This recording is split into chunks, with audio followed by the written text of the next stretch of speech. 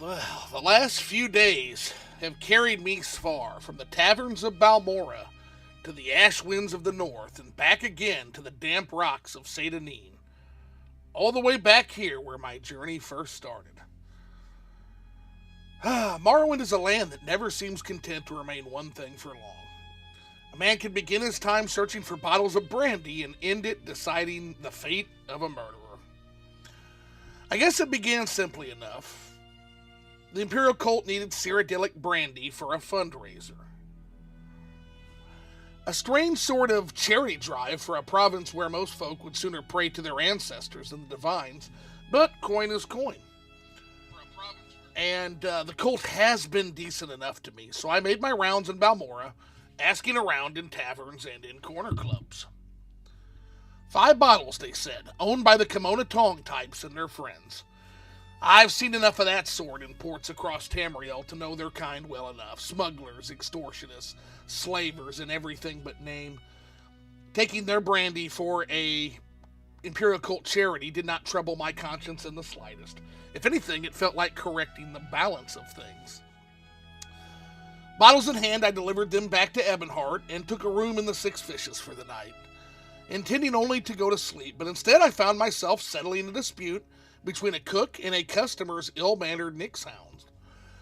The beast meant no harm, just curiosity and hunger, but kitchens are sacred grounds to cooks.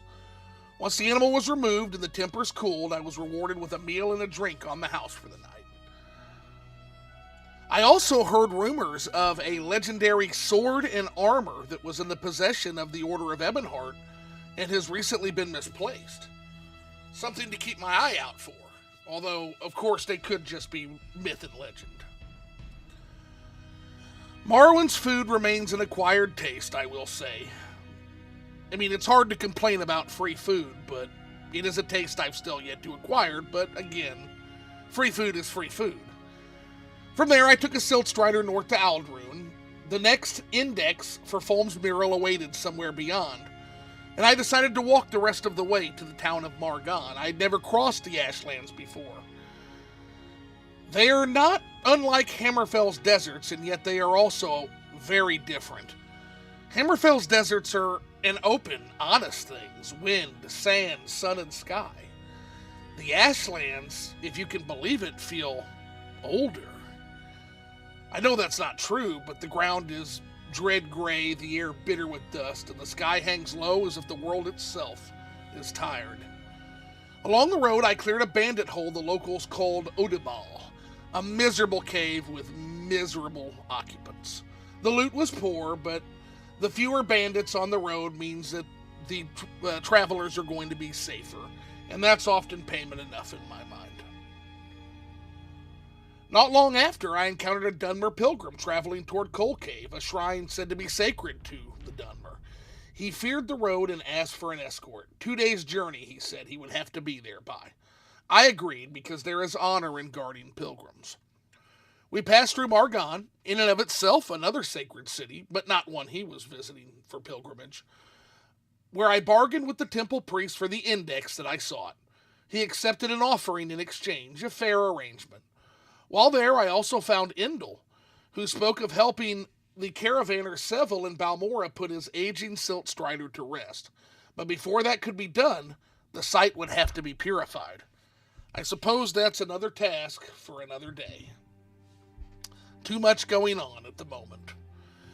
In Nessus, when we finally arrived there, the pilgrim was able to give more detailed directions to the shrine right across the river. But before I could cross, however, I found a man named Hentus hiding his shame in the river itself. His neighbor Haneb had stolen his trousers while he bathed in the river, and he refused to retrieve him himself out of some sort of embarrassment or shame. A strange land indeed, where a man will face ash storms and bandits, but not a neighbor who stole his pants. I was able to find this Haneb and demand the pants, and upon retrieving them, he gave me some hackalo in gratitude, which I shared with the pilgrim on our journey. We reached Coal Cave soon after. The shrine within was quiet, almost reverent. I had to pop my head in, even though I'm not devout in the Dunmer faith. Even I could feel it. The Dunmer pilgrim paid what he owed and continued his devotions while I turned back toward Nessus. On the walk back, I encountered yet another pilgrim. This one was on his way to Coal Cave, but had his offering stolen by brigands and begged for help in recovering it. I found the thieves easily enough, but they refused to return what they had taken, so I killed them. A few quick strokes, and the battle was over, and the road was safer for it. I brought the offering back expecting relief. Instead, this pilgrim, a devout, looked at me with horror. No reward, no thanks, only condemnation. Strange people, they believe bargaining with thieves preserves some moral purity, but the road is not made safe through negotiation with highwaymen, only with removing them.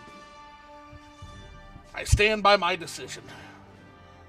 Before leaving Nessus, I signed back on with the Legion as an auxiliary agent. It had been years, decades even, but I think it suits both of us in this strange land. They gain a reliable sword when they need one. I gain the authority and pay that comes with being independent. From there, I took a Siltstrider south to Saint Denis and slept longer than I have in days. And when I woke, the town looked much as it was when I had first arrived in this province. Mud, marsh, air, the slow creak of docks. It's so funny how a place can feel distant even with nothing about it has changed. I decided to set out and explore this area that I had been to so long ago and came across the body of a tax collector named Processus, murdered and left in the swamp. I reported it to authorities and a bounty was issued immediately, so I began asking questions. Along the way, I met a Bosmer named Fargoth, a timid fellow who had once lost a ring, one I happened to find in a barrel the very day I first arrived by boat in this province. I returned it to him, and he nearly wept with relief, thinking the trinket gone forever. Not everyone in this world expects kindness, especially when their journey has been harsh. Eventually, the investigation led me to Foreign Gilneth. He did not deny the killing, said the taxes were strangling him and the Empire would never listen.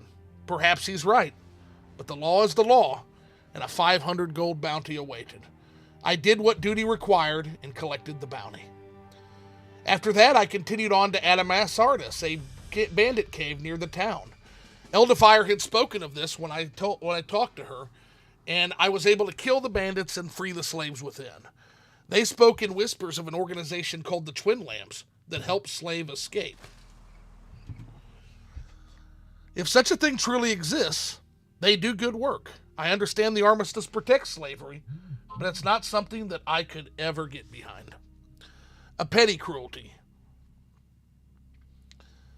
That night, resting in a Rails trade house, another problem presented itself. A thug named Hriskar Flatfoot asked me to help him rob Fargoth, the same Bosmer whose ring he had stolen all those days ago. Worse still, he strutted about like a soldier while wearing the Empire's colors. That insulted me as a former legionnaire more than anything. So I spoke with the villagers, and with the guard captain, Celis Gravius, where he admitted the truth. Complaints had been sent before, but someone higher up had ordered Hriskar left alone. Politics again. But testimony changes things. The villagers spoke. Many stories. Too many to ignore. Letters in hand, at Celis's recommendation, I traveled to Ebonheart and delivered them to the Knight of the Garland, who assured me Hriskar would trouble Saint Denis no more. Justice moves slowly in the Empire, but it does move. And now the trail leads somewhere darker. A Khajiit named Ahiranir claims the smugglers across these coasts are working for the Sixth House. If that's true, then something far worse than simple contraband is moving through these waters. If the Blades and Caius is on it, something big is happening. So the road continues. Ashlands, swamps, shrines, bandits, pilgrims, murderers. Morrowind reveals itself piece by piece. And somewhere out there, beneath all this ash and intrigue, someone is smuggling something for the Sixth House, an avowed enemy of the Empire. I think I will eventually find out why. Welcome in, everybody. Welcome in to yet another leg on our Morrowind journey. So, hope everybody's having a good weekend so far. I think Philly is going into town for a little bit, so this is going to be a solo outing here. Can we hurry this along?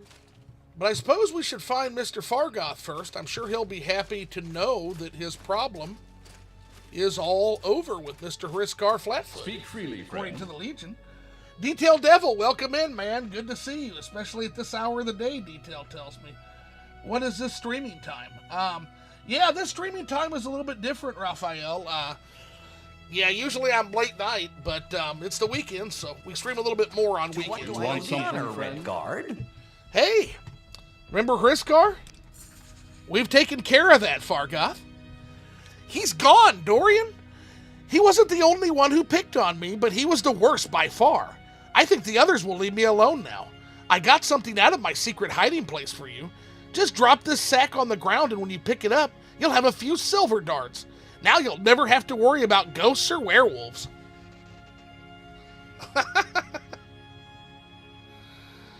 Well, silver darts, I'm more of a crossbow guy, but I'll tell you, that's not bad either. Maybe we can switch to darts after all.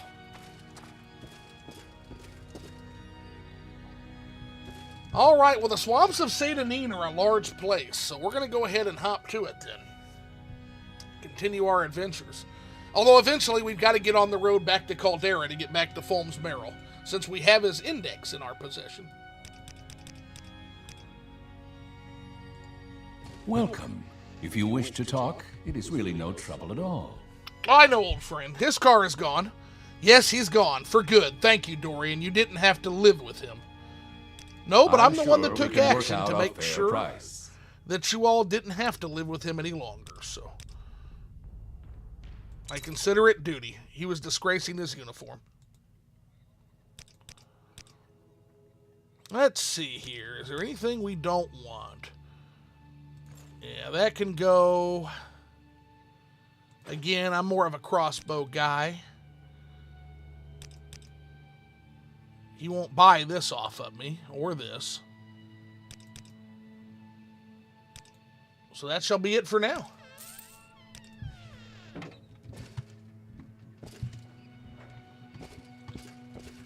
Then I suppose we should go ahead and drop this tax record back off to Sosucius, so it's out of our hair and back where it belongs.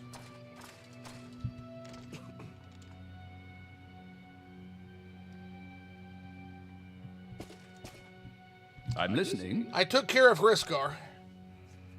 Orders came in to have him transferred. I don't know how to manage to convince Cavortis, but on behalf of everyone in Satanine, I thank you. It's no problem, sir.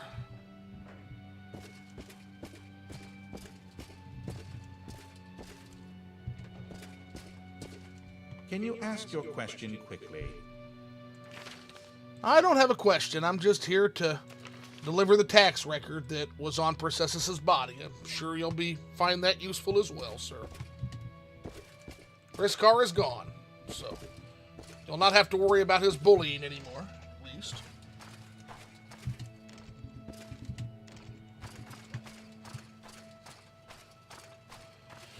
All right, well, let's see what else comes of this swamp, shall we? Speak freely, friend. Hey, Switch, what's up, Pyritosis? Welcome in. Get comfy. We are on a journey.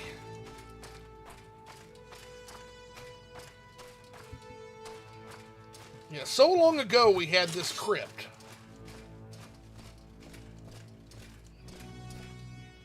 Now we finally have an opportunity to see what lies within.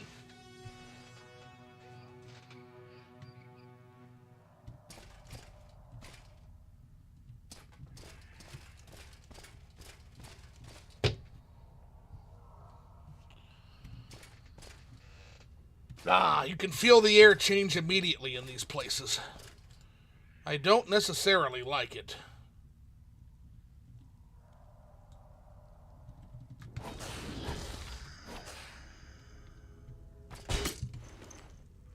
An arrow. Indeed, an arrow.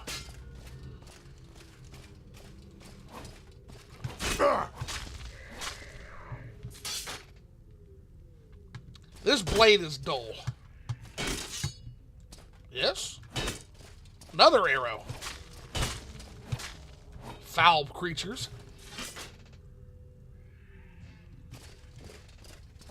I'm gonna have to get my sword sharpened before we go any further.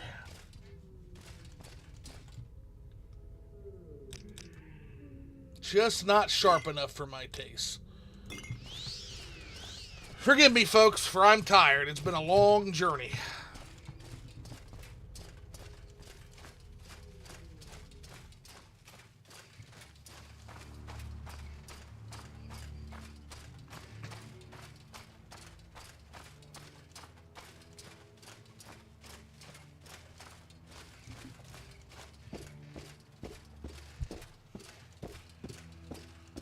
I'm certain that Ariel will have at least some of the things that we need. Even though there's no actual See armor anything you like, or Outlander? weaponsmith here. And indeed he does. I would say 2 of these should hopefully suffice.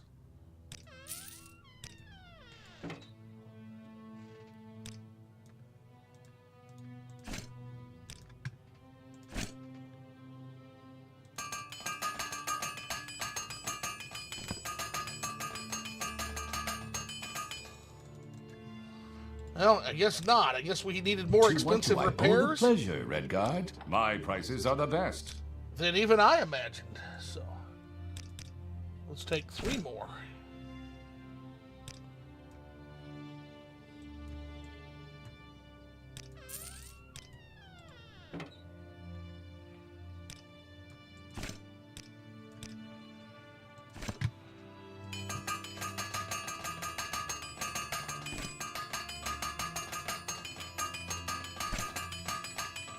There we are. Now we're ready.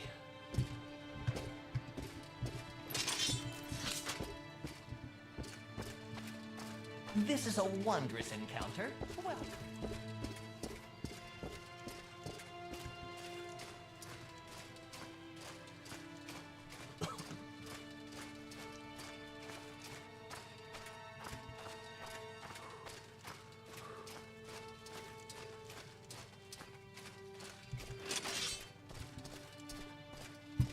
Alrighty.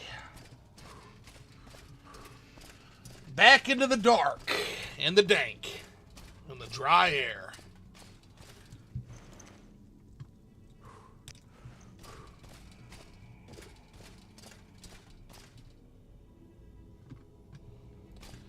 This tomb is in terrible repair.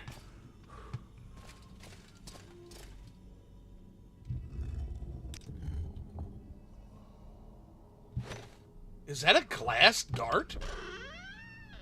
Indeed it is. Amulet of Stamina is a huge find, guys. That is a huge find. Oh, yeah, man.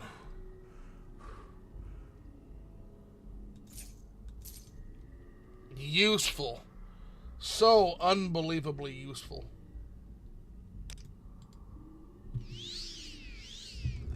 Holy hell.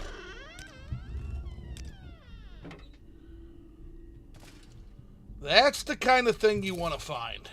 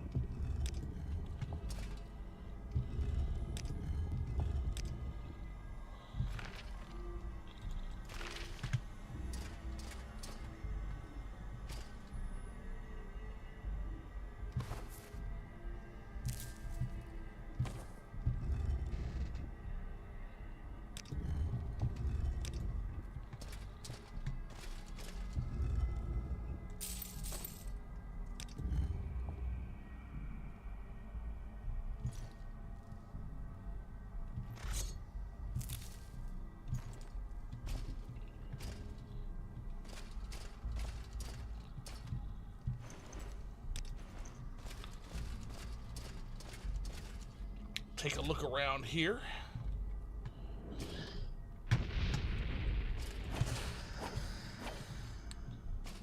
Spells slink off me, foul wraith. You cannot harm me with your spellcraft. Alright, well, we've got the opening chamber cleared.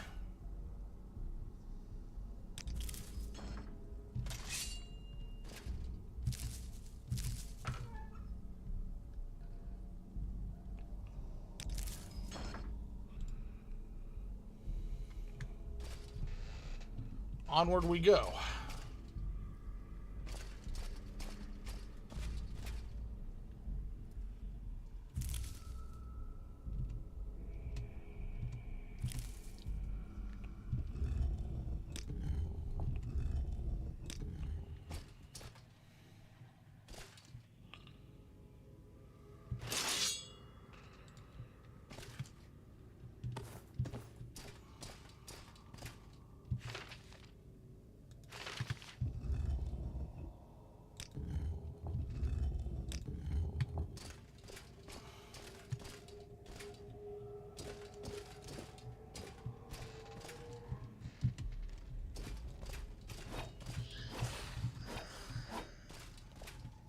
We'll have to be very careful there. That is a Bone Walker. That is a greater Bone Walker.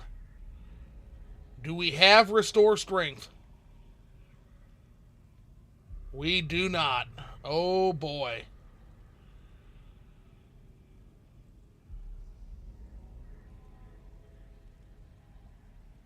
You want to talk about somebody that can ruin our day very, very fast.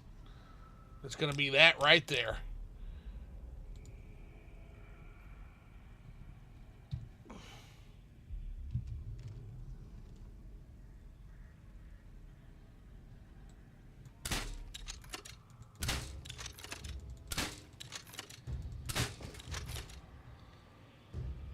Okay, here it comes. Get ready.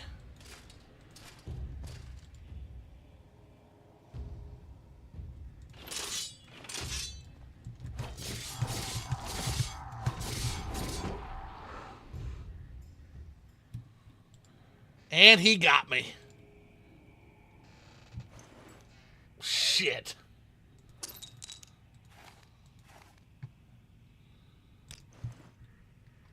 All right.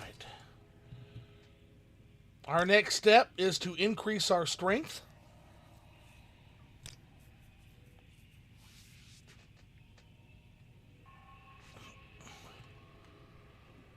Enough to get to that shrine over there. We don't have Restore Strength, but there's a shrine right here. And we can make a donation, hopefully, and be restored. And we were. Okay. So we should be good now. But a shame that we had to use our daily adrenaline rush just to get out of that situation. But that's what Morrowind's about making tough decisions sometimes.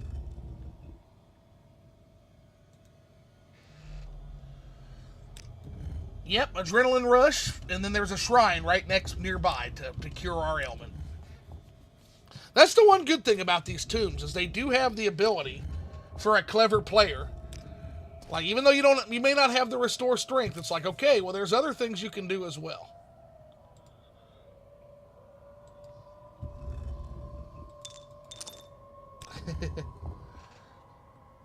Smack that like button. Well, thank you, Pyratosis. Yeah, if they want to smack the like button, that always helps, right? How much is that? It's going to be 10 pounds. That's too much for us right now. At least until we revisit Ariel and get some of this loot taken off our back.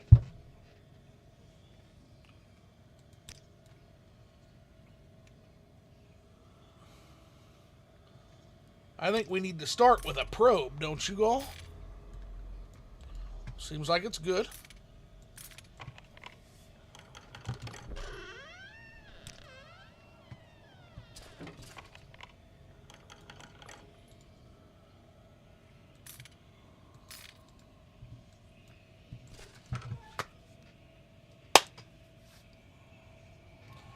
Alrighty, how about that? Sold you.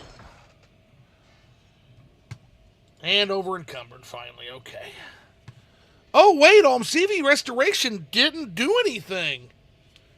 Oh, are you kidding me? Oh, no. Oh, crap.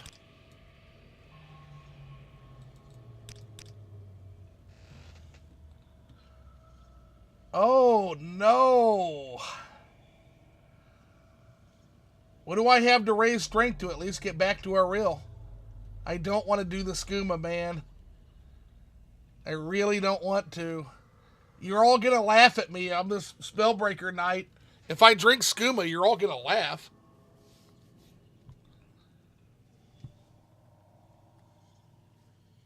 Ah. I don't have a choice. I don't have alcohol. I only have scuba. Okay, here's what we're going to try real quick. Here's what we're going to try. I think... what a decision. Let's drop the Iron Longsword.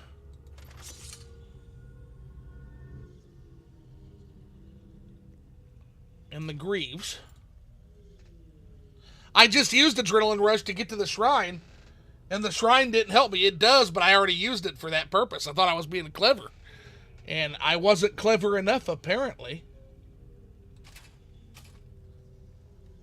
We're almost there. Okay.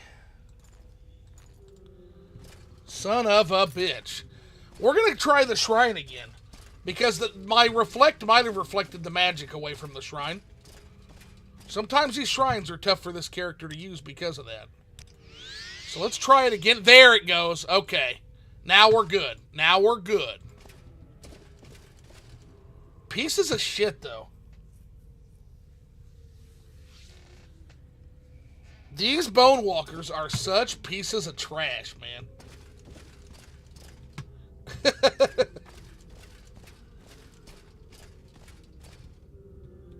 They're such a problem.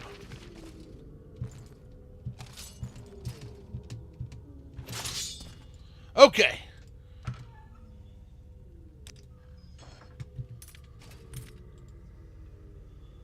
Very funny, though. That's just, let that be an abject lesson to all of you fellow Morrowind travelers. Make sure you always have something to boost or restore strength. Because if you don't, you can end up stripped down to your underwear doing the walk of shame back to town.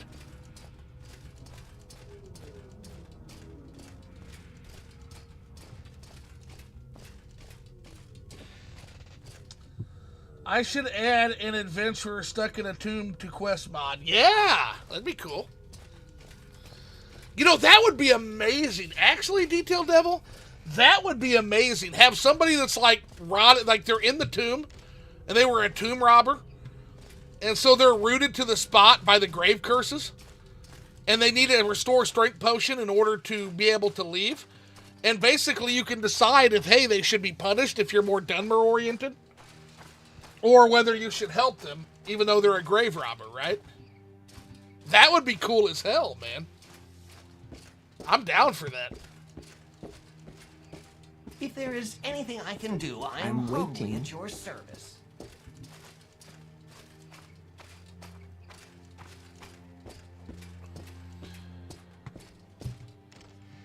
I would absolutely be down for that. I'm sure we can work out a fair price. All right, let's make our money now.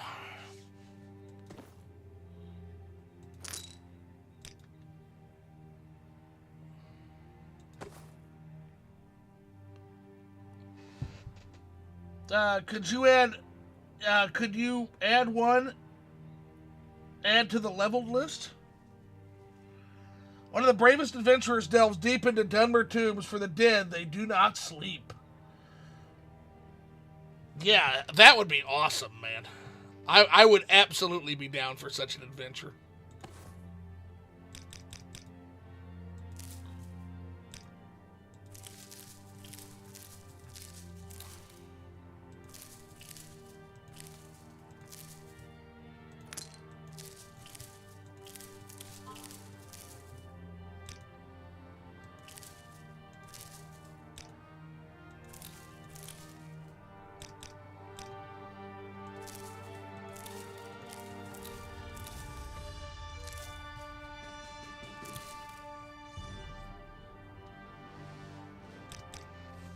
Let's see here. What else do we want to sell?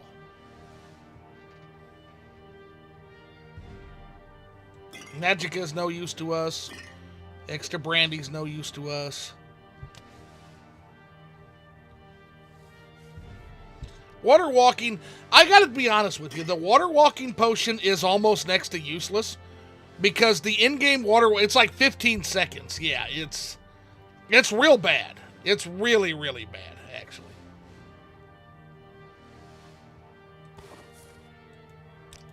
I don't care for the base game water walking potion at all.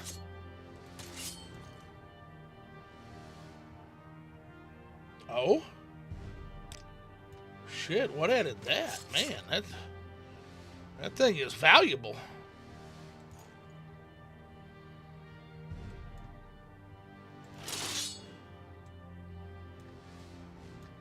Let's go for the 800. I bet we can get it. Perfect. All right. I owe the pleasure, Red. That gives us plenty to go back and revisit the tomb. Let's see here. 3% chance that instead of any monster you encounter a rooted adventurer cursed to stand there silly without any strength and asking you for help.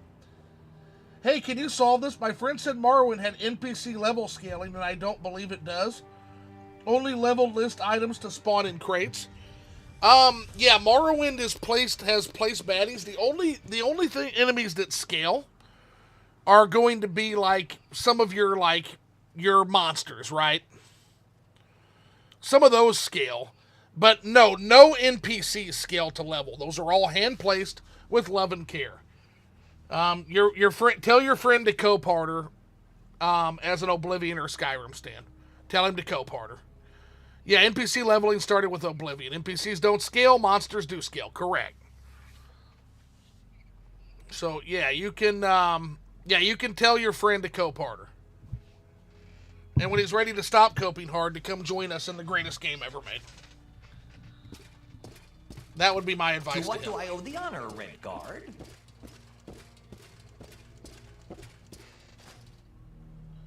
Monsters are added via ninja monkey / leveled creature list. Yes.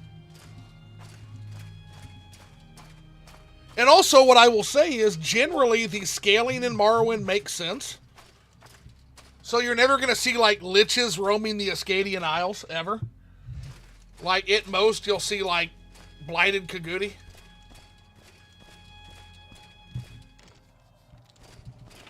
So generally, it makes sense, too. That was always so weird in Oblivion, like when you get into like the high levels and you see like these high level enemies just roaming the fucking general roads, and you're like, okay, well, the Oblivion Crisis doesn't matter because if you have fucking liches roaming the fucking fields, you've lost. So at level 1, you'll find a Quama Forager. At the same spot at level 5, you'll find a Nyx Hound, for example. Yes. And even with monster skills, it's not the same as being level 50 and fighting a mud crab with huge health. Yeah, that doesn't happen. A mud crab will always be a mud crab. Pretty much, yeah.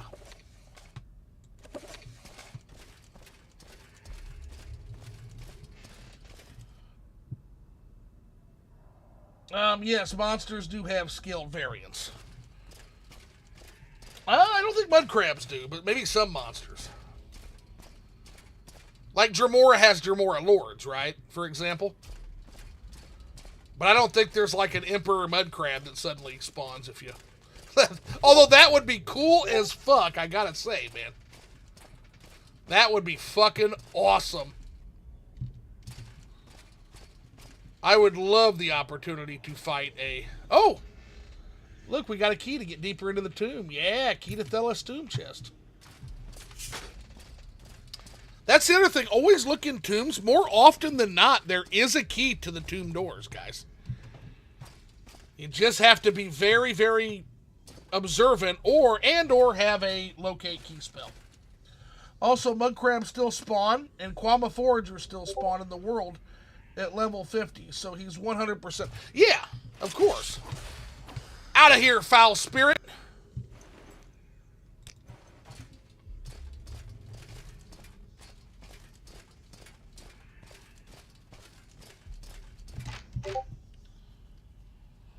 This door will not budge.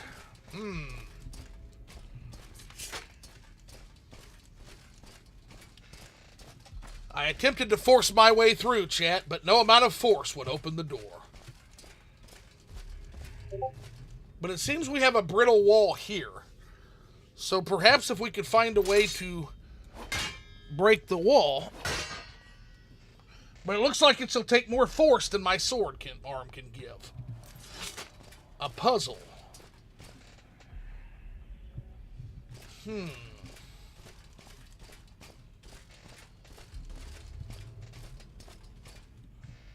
Yeah, your friend needs to... Your friend sounds like an Oblivion or a Skyrim player. And again, no harm, no foul. I mean, to each your own. Live your best life king. But he sure is missing out on the Morrowind, I'll tell you.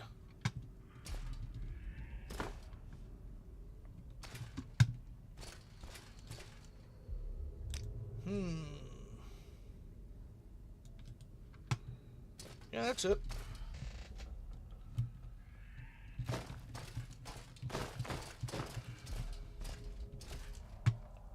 There it is. Dead adventurer. And look at what he has. A small explosive satchel. That's just what we need to get through this wall, I believe. But yet he praises Oblivion as the best Elder Scrolls game. Oblivion was good in my opinion, just not better than Morrowind. Oblivion as a video game is perfectly serviceable. But I do not find its world to be compelling, I'll be honest with you. I don't find its lore and its world building to be anywhere near as compelling. The closest you get is the expansion on Pelennor Whitestrike. Ooh, that's a big explosion. Holy shit! Big bomb! And now we're deeper within. I think it would be better if tombs were less about adventures and killing skeletons and ghosts. How about talking to unique ancestor ghosts and doing quests for them? Also, lock your tombs, people. Yeah, like the Andranos did. They locked their tombs up. That's the smart move. That's the Chad move, is to lock your tomb. That way you don't have this problem. But yeah, you should. Ancestor ghosts would be cool to like talk to them and kind of get their family history and shit. Hell yeah. I like the way you think. I like the cut of your jib, sir.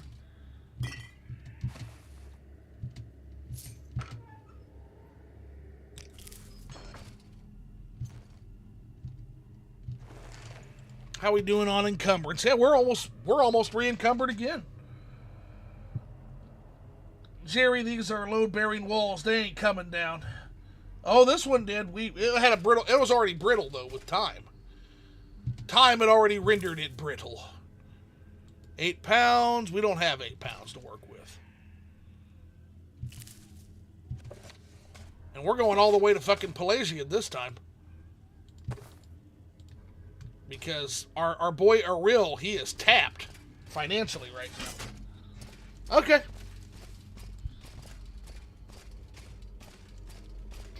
Such is the way of things sometimes.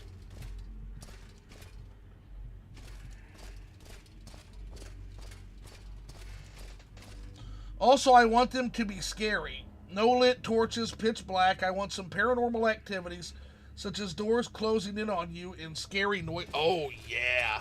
Here's the thing. Especially the Vardenfell tombs. You don't expect the torches to be lit because according to the lore, these tombs were discontinued ages ago, except for the most elite families, right? So all of these tombs were discontinued ages ago because now everybody sends their remains to the ghost fins. So, yeah, I kind of agree that the tombs should not be nearly as well lit as they are, honestly. I kind of agree with that, not gonna lie.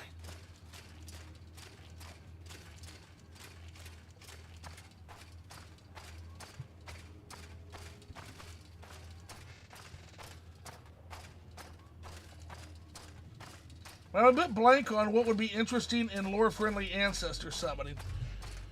Well, I mean, you wouldn't summon them necessarily. I think what Detail Devil's saying is if you go into a tomb, like, you may have to talk to, like, an angry ancestor spirit who's a little cross at you right now.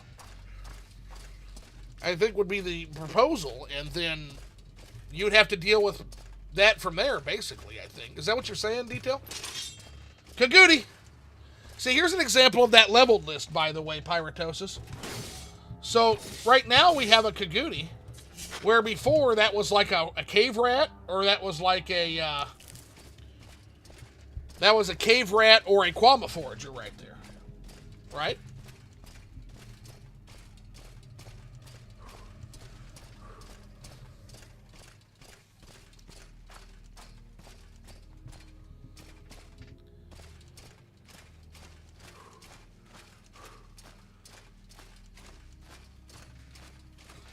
Yes, you talk to Grandma, and she'll give you tomb loot if you convince her grandson to come visit her again. So yeah, take freely from the tomb if you can, but only if you let my grandson to come and visit, because I've been looking. Yeah, that'd be cool as shit, man. Hell yeah.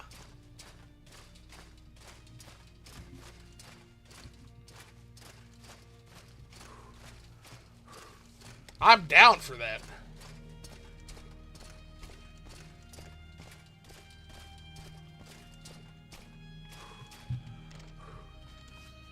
All right, let's overnight here. Let's board here for the night.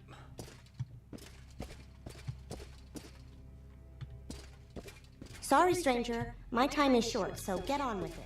We're going to have to talk to these folks at some point, but not today. Strange. And Nellos, go get your woman, buddy. You have left her out there for like 30 days, homie. It's not cool.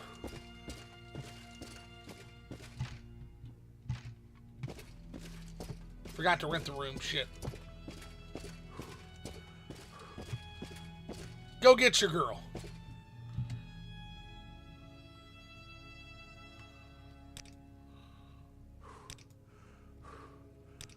Quickly, Outlander. I haven't much time. Tell your friends about this place. Probably nothing. That was the strangest book I've ever read.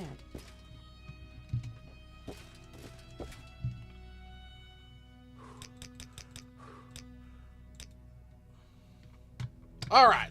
Rested and ready to go back into the tomb for a third time, if necessary. Why do you approach? All right.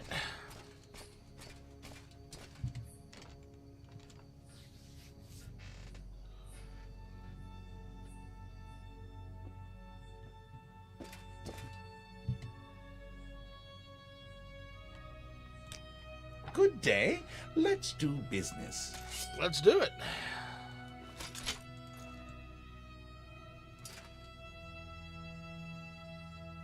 Yeah, let's do it.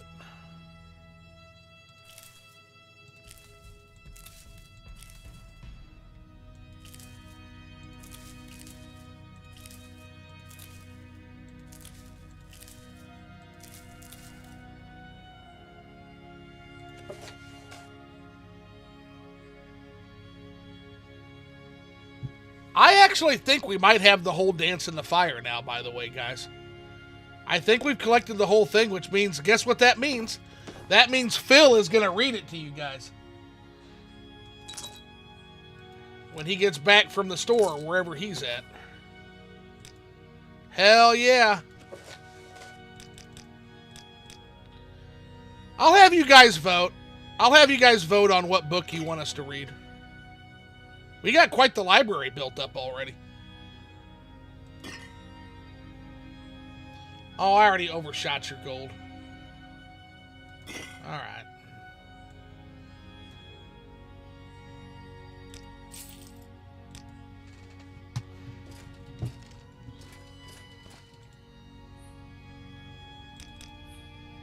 Yeah, I think that's it. No, we can go across. We can sell the Iron Spear across the road here. Moscow, what's up? What's going on, buddy? See anything you like, Outlander?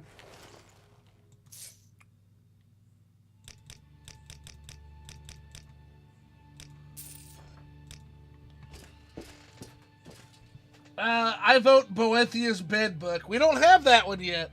Howdy, Moscow got sick, so not doing great. Oh, I'm sorry to hear that, man. That's no good. That is no good. Yeah, I hate being sick. I was just sick a couple weeks back, and I got it from my nephew, and anytime you're around, like, niece and nephew, like, kids are just germ factories, man, so. You get to playing with them. They were playing jail with me, so they're just like, we have to lock you up. You're going to jail. And I'm like, what did I do? Like, you broke a window. Like, I didn't break no window. But they took me before Grandma, who was the judge, and made their case and said he broke the window, and so I had to go sit in their closet for like 15 minutes. It's like, what are you guys doing, man?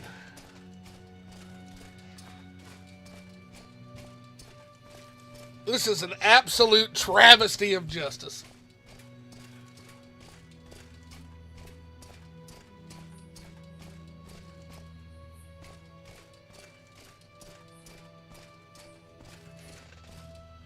Got sick a while ago, got better, was healthy for like a week, and then got sick again the day before yesterday.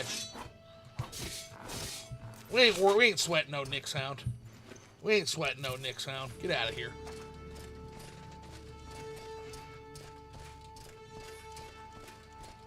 Well, I hope you get feeling better again, and this time you stay feeling better, man, because that's no fun. I think the court of grandmas works like court-martial, no jury of your peers. Yeah, no, it wasn't. Court of grandma's just like, oh, he broke the window? Okay, yep, he goes to jail. And then jail in this case was a closet. I'm an adult, and as such, I have attorneys on retainer. Yeah, you don't get to just throw me in jail.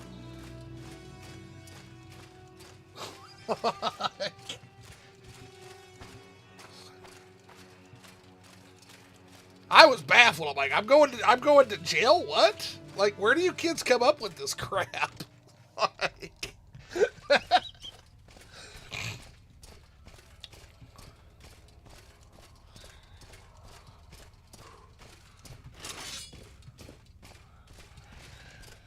yeah, pay the fine. Yeah, just hey, pay the fine. Yeah, surrender your stolen goods and pay the fine. Yeah, I don't have to go to jail. We're on Morrowind. Yeah, that'll be next time that happens. I'm absolutely gonna claim that. Like, hey, we're in. This is the Tamrielic justice now. No, we ain't paying nothing. Like, nope. One candy for you and one for you. Yeah, there we go. Yeah, just have some candy. Yeah. Like, here you go. Get out of here. Let me watch the football game.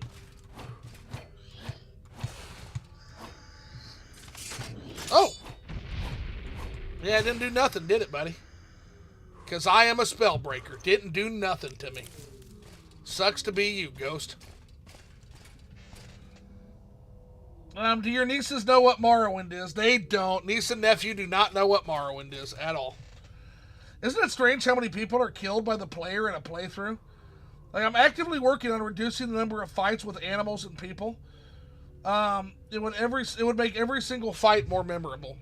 So I like fighting. So I wouldn't want you to reduce that too much. But here's what I like: options.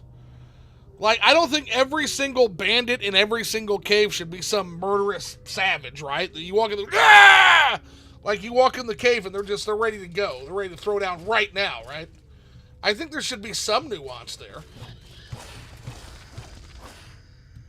So it would be nice if there was a little bit more options with some of those encounters. In fact, I'm actually working with one modder. So there's a modder who had the idea of giving unique dialogue to some of the bandits, right?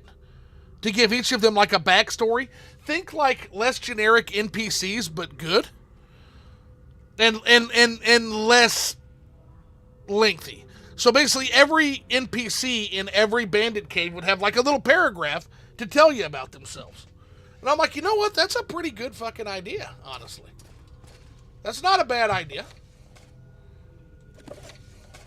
Now, you want to talk about a pain in the ass implementing that as a modder. I mean, if you do just the main story, you don't actually get into many fights. You're only going to kill a shitload of people if you go out actively seeking fights, which, of course, we do. Like, yeah, that's true, Moscow. There's some truth to that.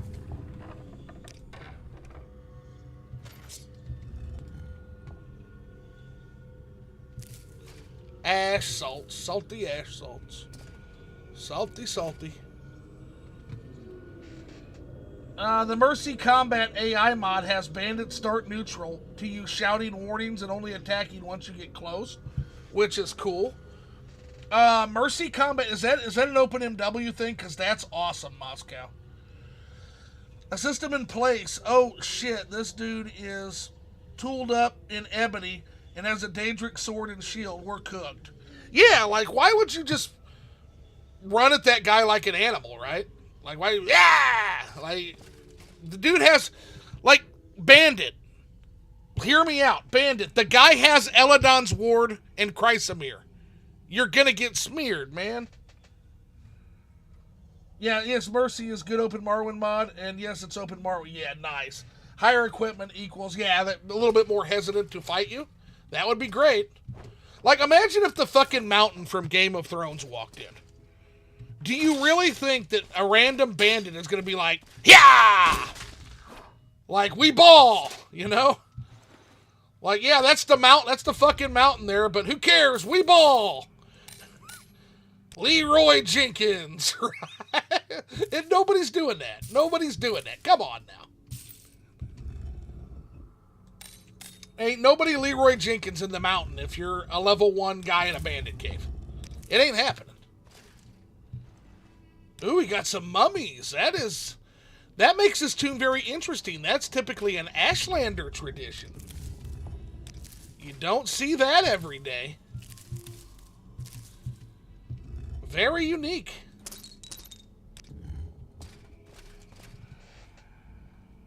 To be fair, the bandit's someone in peak tier gear is just likely to be some useless fuckwit from a rich Cyrodiilic family as it is to be an actual competent adventurer. Yeah, I stabbed him, but all it did was make him mad. Yeah, like...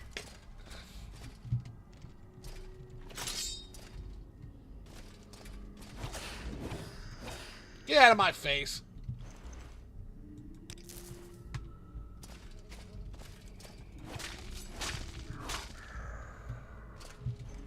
Blasted the skeleton.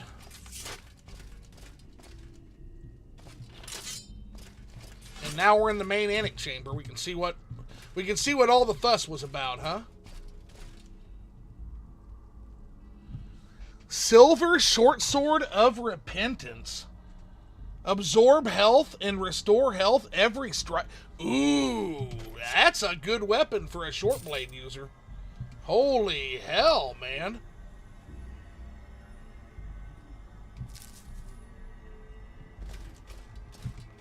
Crazy good.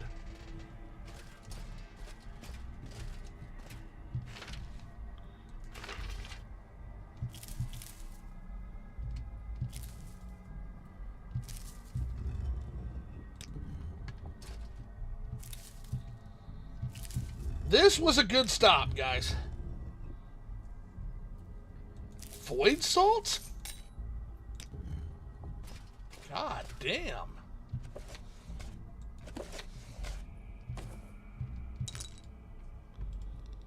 This was a really good stop.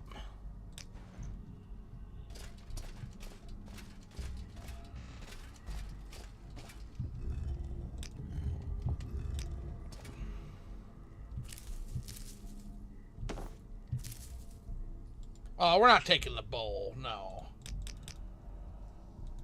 No, I got no use for that. That can go right back there. So, all the bandits with terrible gear are probably also desperate enough that losing the loot in their cave is something they can't recover from. That desperation also makes your fancy gear tempting. Okay, so desperate bandit is what we're thinking. That at least makes more sense on why the bandits would, like, charge the mountain. Because they do.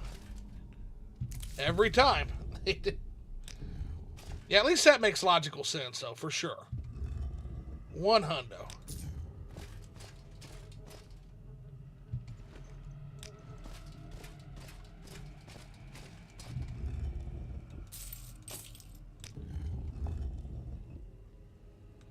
Ew.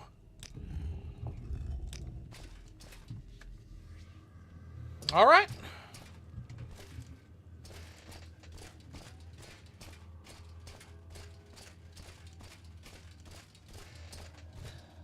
If you want a Game of Thrones analogy, those Lannister soldiers attacking the Hound for the bounty on his head. Yeah, that was very stupid of them, wasn't it? And again, I've never seen Game of Thrones, but I imagine the Hound is a pretty strong guy. So, yeah, that was very stupid. Very stupid of them, I would imagine. I know the Mountain, and, like, the Mountain is, like, the main warrior guy I know that just, like, is, like, 9 feet tall. So, you're not going to fuck with that guy.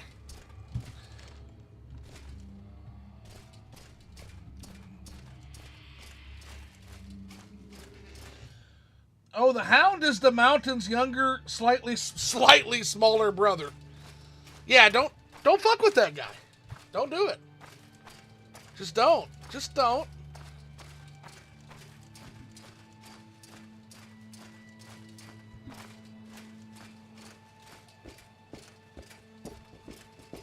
Speak freely, friend.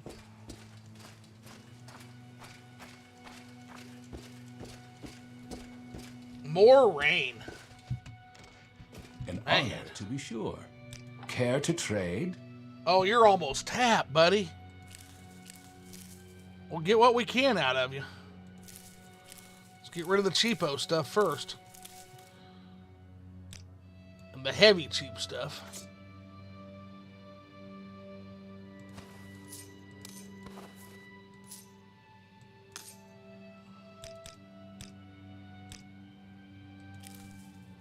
All right, well. Shit. All right, we still got 30 pounds. Or in real life, historical analogies are better almost every single case of banditry. In real life, was desperate people taking it due to an economic or state collapse. Wild West style banditry is kind of uncommon. Yeah, usually the law kind of puts a stop to it, right? So it really only happens when there's a total breakdown. And you're right, that does lead to desperation. Certainly would, yeah. But again, this is kind of the Wild West. Yeah, this is Wild West territory with an empire that is in, like, terminal decline. Oh, look, our buddy Hriskar got shipped off. Couldn't have happened to a better scumbag. Hello, it's been a while. Let's talk about Blades training. Yeah, normally I don't offer training, but since you're one of us, I'll just charge you for my time and effort. But the best way to learn is to teach yourself. Why don't I give you my old copy of Guide to Vardenfell? If you're going to work with us here, you'd best know something about the land and the people. I'm learning it very slowly. Very slowly indeed. Hey, care to talk? You're a welcome break from the locals. What Quickly, brings you here, Outlander. friend? I haven't much time. Any rumors for me? Have you noticed for all of its proclamations about protecting the rights of property and preserving law and order, the Imperial Legion does little enough to capture and prosecute abolitionists? That's a bit hypocritical, don't you think? I'm not a slavery guy, man. Sorry, can't help you there. What do you know about the Bitter Coast alone? What do they have you doing here? Tell me. Part of the time I keep an eye on who comes and goes here in Saint Denis, but most of my job is learning the land. Morrowind has been a province for centuries, but we really haven't had access to Vardenfell until the last decade or so. It's a wild place, and even the natives get lost once they get off the roads. It's just that you can anticipate bandits and monsters in every cave, tomb, and shrine, which bothers me. It just makes the world less believable. Yeah, now Tamriel Rebuilt does have some caves that are just like empty critter layers, but yeah, the amount of... And by the way, other games do that too. Now, so sidebar, one thing that Oblivion and Skyrim do in particular, to Detailed Devil's point, that I do feel like is better than Morrowind, is they actually have some of those caves where like bears or rats or skeevers or like ogres or something takes up residence there that like is like just like a creature, and it's not always a bandit lair or angry ghosts or some shit. Like, yeah, Daedra worshippers. Yeah, very good point, Detail. And that is something. So everybody, I'm going to be nice to Oblivion and Skyrim for once and say that is something that those games do better, in my opinion. And Tamriel Rebuilt fixes it, but on the island, it's all bandits all the time, baby. Like, all bandits. Non-stop bandits. We see a lot of new faces like yours here in Saint Denis. Yeah, I'm not new anymore, but thanks. I mean, that's just part of Bethesda Games scaling. One of the things they have to do is make every location have something inside it. Every random empty cave and shrine isn't represented. Not a problem, Dorian. What can I do for you? You looking for someone in particular in Saint Denis? Just looking for the rumor mill. Did you hear that some fool lost Mentor's ring? In a tomb along the Bitter Coast, or so they say. Really? Okay, buddy. That's good to know. What do you got for me, buddy? A friend of mine says you have to visit the House of Earthling Delights in Surin. We're going to get back to Surin soon. What was that?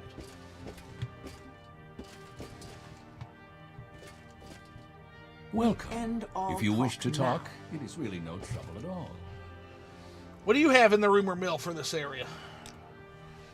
That's not something I would tell the likes of you. What did I do to you, Telvisi? Wow. Fine. I don't think you have anything good to say anyway. I am but a poor and ignoble fishwife. House Halalu is after the only possession I have to my name, the small patch of dirt that the Imperials call my land. And now to add to my troubles, I may soon die of starvation. The fish simply haven't been biting, and one such as I will never be able to take on the mud crabs in the swamps for my food. If you can, and would bring me their meat, I would be able to pay for 5 portions, but no more. Just like how Narcissus doesn't have the literally 1,000 houses it would need to realistically house the amount of NPCs that live there. Yeah, it's scaled down.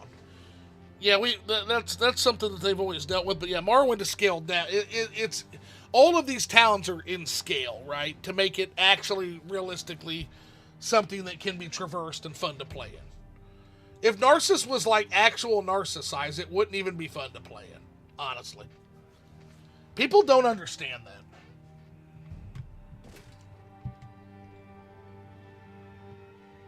Let's go see Indril.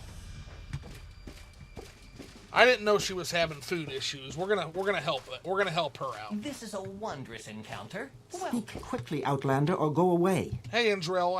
I know you're upset. I know it's probably because you're hungry. So let's talk about that. Yes, Musera, I need some food, or I fear I will starve. I haven't eaten in nearly a week. I begged Aril for some food, but he said I needed to pay like everyone else. Did he now? There are many mud crabs in the swamps of the Bitter Coast, but I fear I am no match for them. Perhaps you could gather some of their meat for me? Let's talk to Aril. He's a friend of mine. I suppose it is my duty to... He shouldn't be treating you like that, man. Let's see, just how Narcissus, they feel like filler content. Remove all enemies from caves, tombs, and shrines, and the remaining content would be more meaningful. Let's see, the dungeons all being populated and interesting is also part of the scaling. It's just doing it in a different way. That's my unpopular take. So, Detail Devil, I don't know if it's as unpopular as you think. I think there's a middle ground there. I do think that you're right. I would like to see more done with caves than just bandit layers. I think that's a great point. Maybe not every cave, but I think that there's a real opportunity there if we can find the balance. You know what I'm saying? I think that's really cool. Detail, the random bandit caves that aren't the targets literally are filled with content. Their purpose is to make the world feel more fleshed out. Well, but I think Detail Devil's point is that the random, like, Berserker bandits aren't really fleshing the world out as much as giving the player something to do, an adventure to have, right? What would be ideal is if we could see both. Like, what if those bandits actually had personality? What if you could calm them down, or if you could talk to them, they might have some quests for you as well, right? Like, I don't know, there's a lot that could be done with the bandit encounters, for sure. I don't recall. Zoo, he isn't using saying bandits, he's saying teleportation, all and yet enemies. There I was, alone, naked. Okay. There's someone watching me. See, I thought we were talking about bandits. If we're talking about all enemies, yes, I'm radical in my vision. So you're more of a, that's almost Planescape Torment, where you can have fights, but really the point of Planescape Torment is not getting in fights with many, many things that are beyond you. Like, just totally beyond you. Like, I kind of like that. I can see it. May we talk? But I don't know. That might change Morrowind a bit too much, right? Isn't there a tomb in the north of Vardenfell that goes down 40 stories? If there is, I need to find that tomb. That sounds like an adventure. Hey, buddy, we got to talk about Indrel's note. Are you aware that she's posting a note in your halfway house? And literally, like, very well, friend, I'll do her a favor for you. Let her know she will have a hot meal on the house the next time she stops by. Good. Let's say you're a nice guy, Ariel. Don't be doing her like that. Come on, man. Come on, bro. Welcome. If you wish to talk, it is really no trouble. So this quest is finished. We can take that off the board. And let's let her know that she's got some food. Like, man. Why Indrel got to be doing her, or why Ariel got to be doing Indrel that way? Not cool, man. Speak quickly, Outlander, or go away. You're all good. I talked to my boy. You're gravy. You managed to convince Ariel to give me some food. I don't know what to say, Miss Sarah. Almsivi bless you. Here, I know it's not much, but take this. May it bring you luck in your travels. Indrel's lockpick. I'm not going to use that. That's a treasure. I'm going to keep that as a trophy. Use is 50. Quality 1.105. So it's a little less than a journeyman's, but a little more than an apprentice. That's cool. That's really cool. Let's see. To make that work for Morrowind, you would need a far more complex social system and far more fleshed out main quests. You can't get the filler content of an open world without replacing it with something. Yeah, I think that's what he's saying, though, is he thinks he might have the something. There's plenty of quality content with the factions and main quests. Just cut out the filler content. I have to think about that. But there is a lot of content, especially if you encounter Tamriel Rebuilt, right? Which, by the way, detail number, Tamriel Rebuilt, I feel like does a great job of making every location part of a quest, almost ludicrously so. Like, there's almost no dungeon that isn't part of something going on in TR. The fun of Morrowind is having a different adventure each time. The side filler content is essential to making each playthrough different. Yeah, no, I agree with that too. I think there's something there. Good discussion, guys. Got my noggin jogging. Got my old noggin jogging, man. Temple notice. Proclamation of the Tribunal Temple. The temple dismisses all rumors that the recently deceased Bryn Samaris, may Almsivi rest his soul, was ever in possession of the legendary Mentor's Ring. Samaris was interred ceremoniously with all sacred rites in his family's ancestral tomb. Therefore, his burial is fully protected under holy temple law. We would like to remind all citizens, both colonist and native alike, that grave robbing is among the most heinous of crimes committable under temple law and carries with it an equally terrible punishment. Under the terms of the armistice, temple law is the supreme law in temple territory, which includes all consecrated Dunmer ancestral tombs. Thusly, all crimes committed in temple territory shall be prosecuted under temple law first and foremost, imperial law secondarily, and house law where concerned tertiarily. Ooh. But here's the good news. They narrowed down where that ring is. Mentor's Ring, Samaris. Samaris ancestral tomb. Narrowed down. I love it. What else we got in here? Note from Thever. Please, I beseech anyone's help. My dear friend and lover, Processus Vitellius, has disappeared. He is a tax collector for... We already did this one, so we're going to take that down. That's done. All right. Let's catch up with the chat here. Look at how boring this Dorian playthrough would be if he was just doing the quest content without any exploring. Yeah, I like exploring things.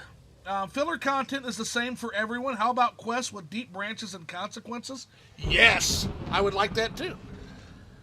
I'm like the guy watching the ping pong match, man. This is good. These guys are making great points, both of you. Tuning in. What's going on, Lofi? I agree with Zoo that making some of the larger or more unique dungeons into social encounters where combat can be avoided would be good, but gutting the encounters entirely would be bad. Exclusive factions, too. Morrowind doesn't have quests with deep branches and consequences. If you plan to add and write something like that, then the idea might be interesting. Yeah, I think that's his idea. And I would love to see like a detailed Temple tomb overhaul with that stuff. Like, that would be incredible. Because dude is a wizard at modding, so. Otherwise, it just sounds like turning Morrowind into a linear story game with no exploration. It's not like it's impossible in Morrowind's engine to make branching stuff with consequences. It's just hard. Yeah, it's just time-consuming and hard. True.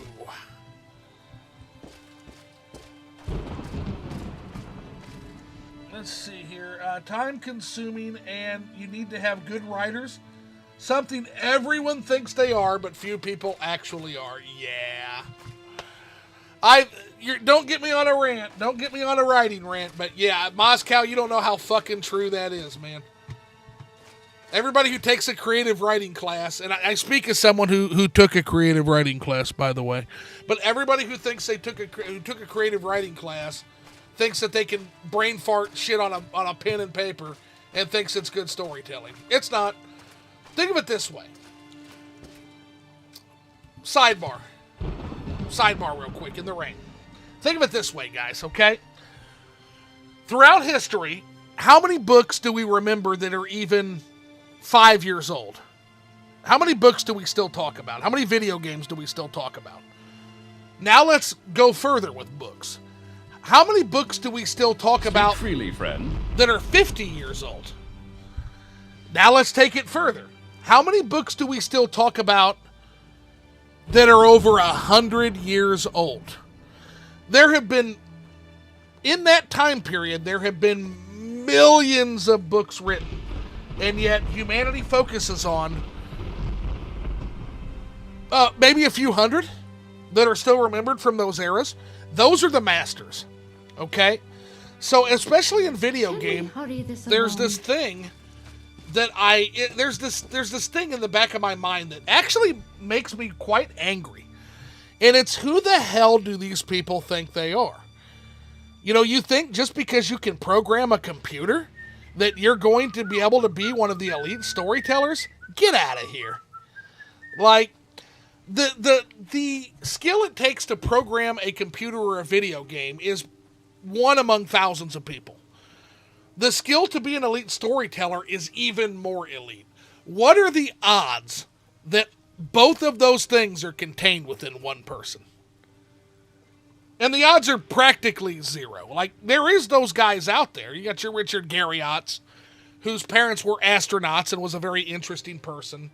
But it's not gonna. You got Michael Kirkbride, who's a fucking theologist and a programmer. And that's what makes Morrowind interesting, is I feel like Morrowind is a game that did combine those two things. But for the most part, you're not going to find it. That's why most game stories are so shit, right? Anyway, sidebar done. Let's see. Bethesda did, let's see. And Bethesda actually did that with Morrowind. The game would have easily doubled in the amount of time it would have taken. The Bible. Yeah, the Bible is a great example. That's a book that's existed for thousands and thousands of years. It has unique, interesting, varied, fascinating stories that we're still debating, arguing, talking about, discussing, examining thousands of years later. Yes, great example. Bible actually is great storytelling. Yes, regardless of your views on religion, I'm not saying, what is and isn't true and what is and isn't false. Just that the Bible makes for fantastic storytelling. Quran is another one. Quran. Any of those any book that has survived over 1,000 years must be scrutinized. The Essentials, The Odyssey, yes. Great Gatsby, To Kill a Mockingbird, yes. Moby Dick, Herman Melville. Nobody appreciates Herman Melville. Herman Melville got on a whaling boat 3 fucking times, guys. Back in a time when whaling was the most dangerous, insane thing you could do. In order to make Moby Dick accurate, he was on that for 3 times, man. That which was crazy back in the day. I don't pretend to be a great writer. My goal is just to write something that's serviceable and makes sense. And if you can do that, you are in the elite, right? I agree with you, but to play devil's advocate, like half of all humans have been born in the past 120 odd years. So half of all great authors have also been born in that span of time. True. Very true, and good point. I don't think the Bible is remembered because of its good storytelling. It's remembered because it's a pillar of faith for like a quarter of all mankind. But how did it get that way? Right, Moscow? You don't get that way. Again, storytelling is often dismissed as being important, whether it's in theology, whether it's in politics.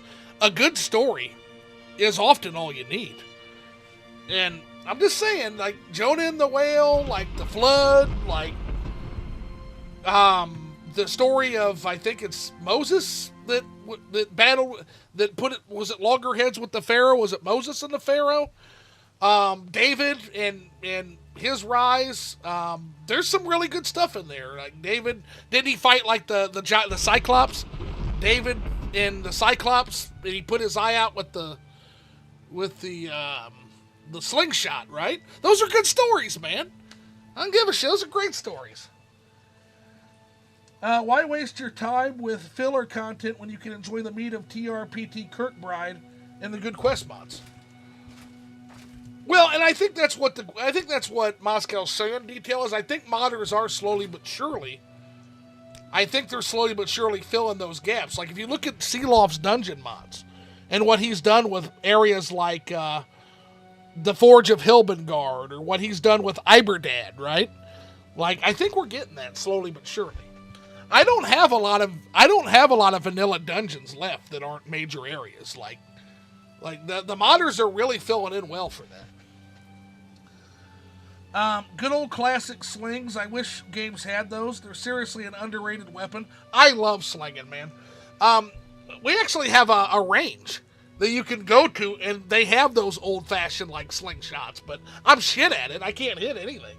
But it's a really cool experience if you haven't been. But they have slings and they have axe throwing, guys, here in my town. The axe throwing is a blast, too. Anyway, we got to get to adventuring. Sidebar over, but speak freely. I had to say my piece on that. I think it's got good world building, but the character writing isn't great. Morrowind is a set of tools to tell your story, in as Warlocracy would probably put it. Warlocracy's great. I've been using them since I was 14, and that was back in 2008. Nice. You're probably pretty good at it then. Probably pretty good hand at it. All right, what do we got to do here? We got 76, so we're looking for tombs. Yeah, that's what we were doing. Okay.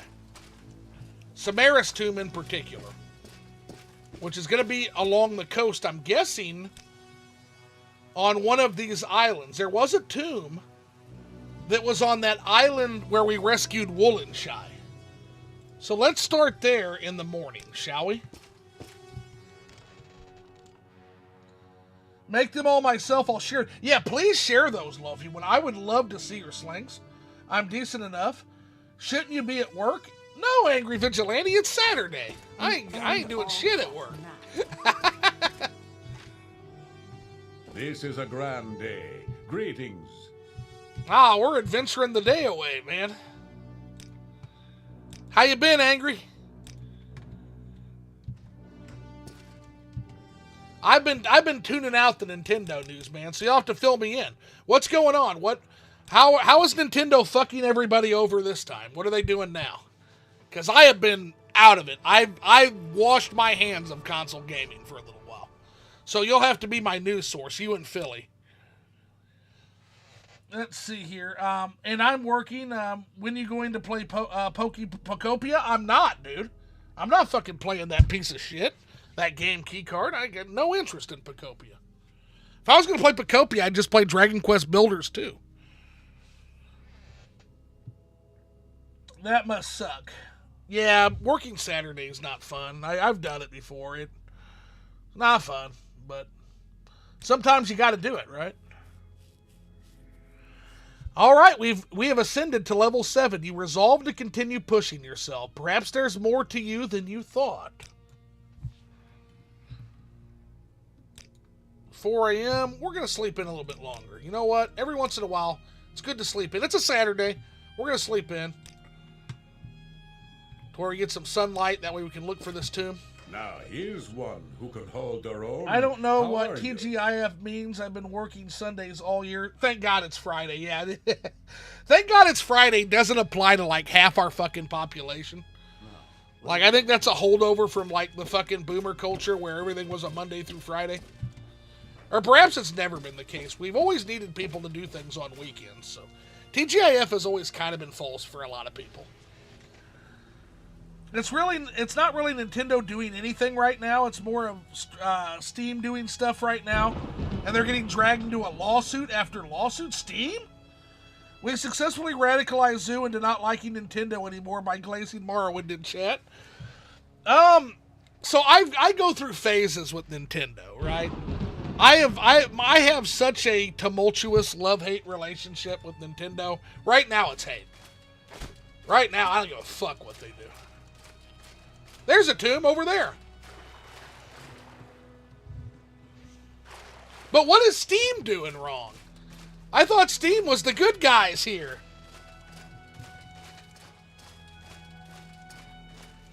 I am glad to see Steam getting criticized because nobody should be above criticism. And a lot of people lick Steam's asshole. So that's kind of good to hear, honestly. Like, nobody should be above criticism. Nobody. So tell me, fill me in. That has, you got my curiosity piqued there. What did Steam do wrong? And yeah, Valve is getting sued because the platform distributes loot boxes. Ah, yeah, don't do that. Don't do that, stupids. Oh, look, oh my God! Oh my God, look at this shit! Are you kidding? There's like 2 Drew and a Slaughterfish walk into a bar. And then the other one ran away. You don't want none? They aren't above criticism, but they're better than the alternative. Yeah. Gamers seem to have forgotten that we hate loot boxes and are mad about this for some reason. Dorian gets assailed by the entire population of Lig. Oh, and now a Cliff Racer wants some. You want some beaten too, huh? There you go. Yeah, like the fucking Lig sent their entire army after me. Generic content is just bad content. People aren't generic at all. It's just a fast food of content. I'm okay with animals being generic, but not people. Well, I do look forward to that idea blossoming into something which will probably be amazing. Yeah, keep me posted on it. What is going on the Bitter Coast right now? Shouldn't y'all be in like Malaga Mer somewhere? Holy hell. This is ridiculous. This is redonkulous, man. There's Archaea. Let's see. Filler isn't always innately bad. It's actually good for a lot of stories to have some occasional... I can't even read the fucking chat right now. Is this really what level 7, life at level 7 looks like? Whoa! Filler isn't always innately bad. It's actually good for a lot of stories to have some occasional breaks in the stakes. Valve don't have shareholders pulling the strings. That's the thing. That's kind of the hardest thing about Valve is they are a private corporation, so they can do whatever they want. Within the law, within trade law, right? Let's see here. Most larger companies cannot stand that kind of company being ran. Shows got worse when their run times got cut down so heavily that they needed to only have the major important plot points. Oh, it's even worse than that now, Moscow. Like, shows know that you're not watching the show. And so what a lot of TV shows will do now is they will literally tell you plot by plot like a fucking radio show what's happening because they know that half their audience's head's in a fucking Happy Meal or an iPad. So, I don't know. I think the prognosis for storytelling is probably pretty dire, honestly.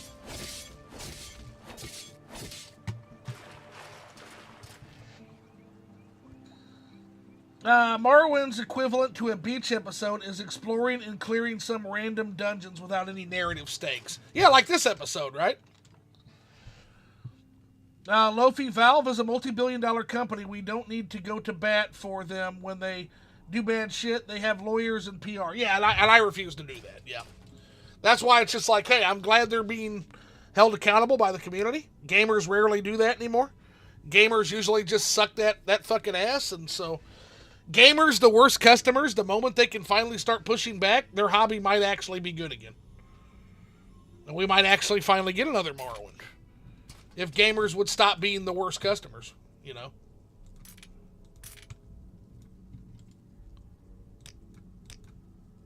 If they could find it within themselves to stop being the worst, the absolute fucking most awful. Let's see. Yes, but filler content is extremely focused on killing. Let me watch birds in the sky, create sketches, brew alchemy potions. Why does it need to be killing and looting? Uh-oh. What are you doing in here? How dare you trespass in this sacred place? You will pay with your life, grave robber! Well, we're just going to block that with the door, buddy. Nope.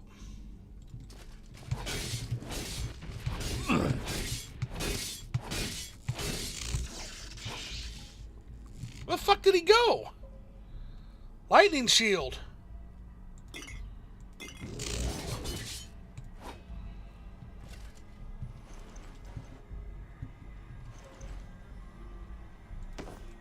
Holy shit, man. They posted a fucking guard at this tomb.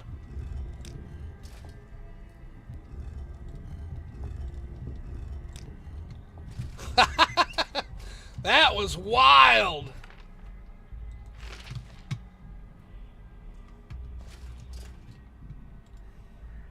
Let's heal the fuck up, huh? Whoa. Alright, let's see here. Yes, but the filler content is extremely focused on killing. Oh, yeah. Because it's an action RPG with mechanics built around combat, you would need far more complex non-combat systems to make it work. An amount of systems I don't think are really there yet. Maybe someday, right? Look, I don't disagree that they've done bad shit. I just think compared to the competition, they have more going for them. Valve is run by a benevolent dictator named Gabe Newell. And that is the only reason that for now, I think Valve gets a pass on a lot of stuff. Because, yeah, I agree with that. I think Valve is better than most of the competition. Good old games exist, so they're not top tier. But in general, I am still glad to see the criticism. No one, again, should be above criticism. But, yeah, I can also acknowledge that Valve, due to Gabe Newell, who seems to really get it, right? I think that they're going to be better than a vast majority of the competition. Yes, 100%.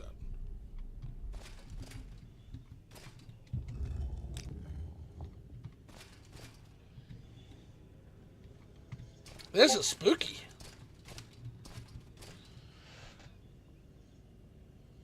Yeah, I mean, but Valve isn't at risk of going anywhere, so we don't need to glaze them.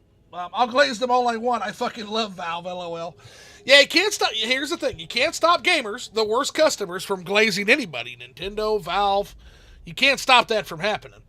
But over time, as the glaze lessens, I think maybe we might find some rebalance, right? A benevolent dictator who makes vast amounts of money from facilitating mass gambling among children. Valve is a better storefront, but it's a monopoly with a lot of issues. True. I mean, I don't disagree with any of that. Yeah. If you'd wake up tomorrow in Morrowind, you might be more interested in getting old. You know what I was thinking? Balmora is akin to Iran, and Vivek City is akin to USA. What do you think about that?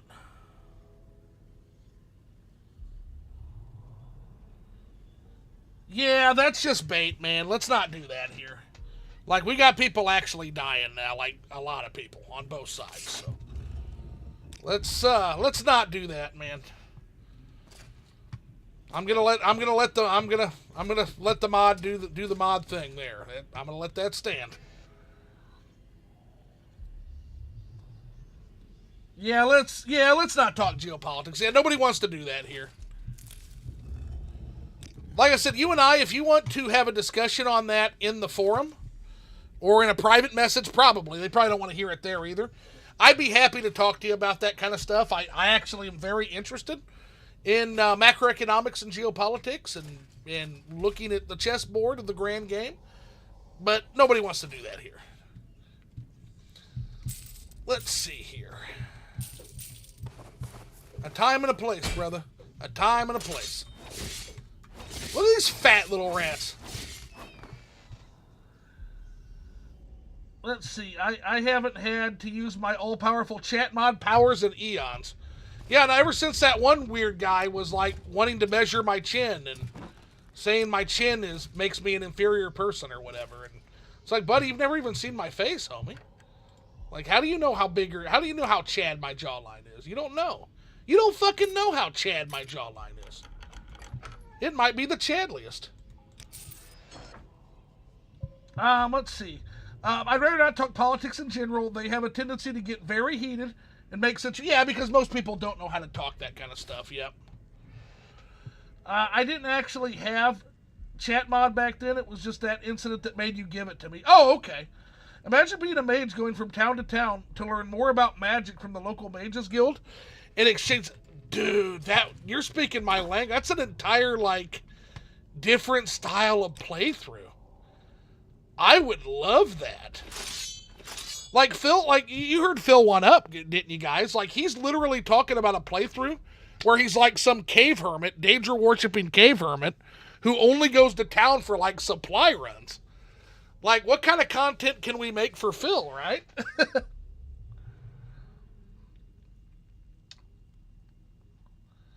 Let's see. I didn't actually have a chat mod.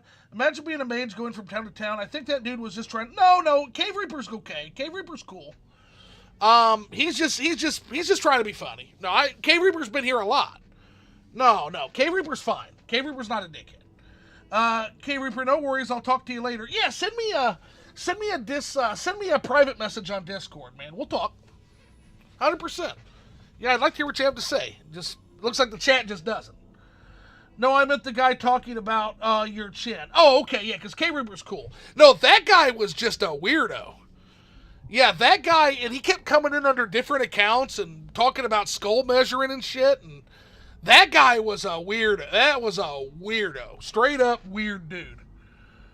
Yeah, what Detail is suggesting would be incredible, but it would probably be one of the most ambitious mods in Morrowind. But hey, let us not discourage that. If he can get a team of folks to do that, or he can find, I am all for it. Hell yeah! Now we're fucking talking now. Skull measurement guy also thought Italians were Jewish. Well, I'm sure there's some Italians that are, but again, just a weird guy, just a really weird guy. And yeah, your chin. He told me I should be out in the farm fields because of my chin size. I'm not even kidding you. That guy was something else, man. Let's see. Honestly, I kind of hope they seek some kind of mental help. They clearly weren't all there. Yeah, I remember that happening, and we had no modders whatsoever, and I didn't know what the fuck I was doing. So I just talked to the guy, and then eventually, like, the chat's like, get this guy out of here, man. I'm like, I can't! I don't know how to do it. I can't! We figured it out.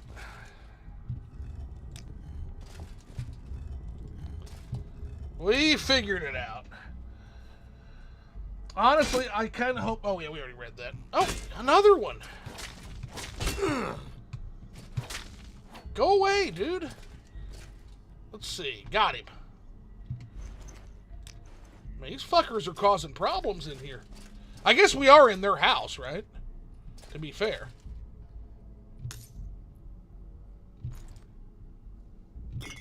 Oh, that's spoiled. Ew.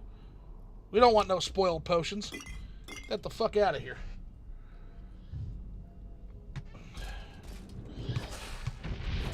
See ya. Oh no! Oh, that's a minor bone walker. We don't care about him as much. That scared the shit out of me for a second, though.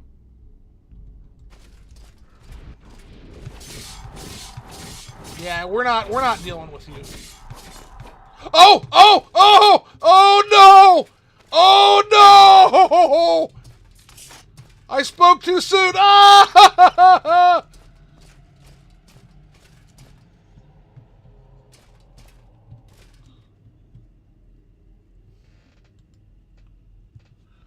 Oh, that's scary as fuck. Oh, what do we do, chat? What do we do? Is that fucker coming?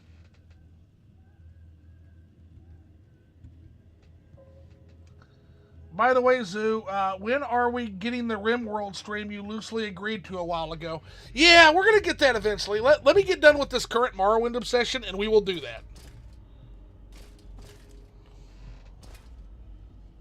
I just want to say, by the way, guys, that any enemy that can send me running and crying in abject terror like a little schoolgirl is an enemy that Bethesda fucking did right.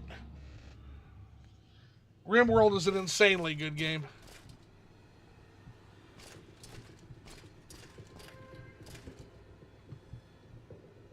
Oh no!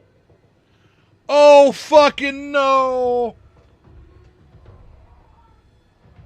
Oh, what do we have? What do we have?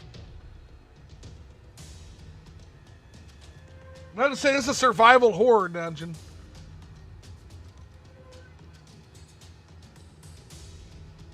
Nothing.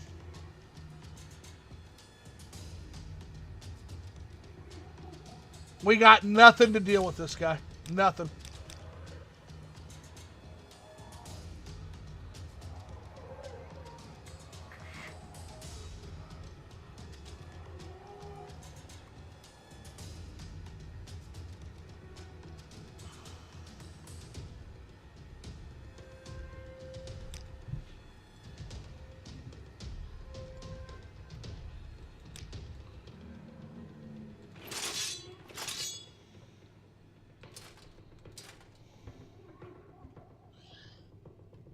You motherfucker. Stay out of this. Okay, here we go. Fastest draw in the West, guys. Here we go. On touch. Fuck.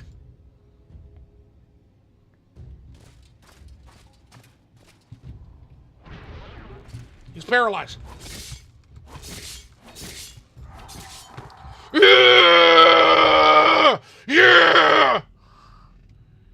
Eat shit!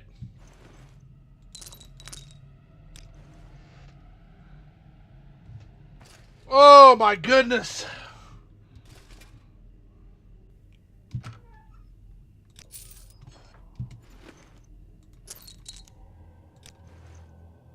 Wow. You gotta be smarter. You gotta be smarter than your enemies, folks.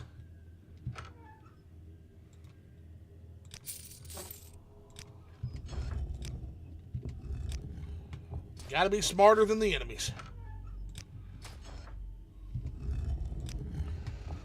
Bone Walkers are spooky in the early game if you don't have the means of healing a stat drain.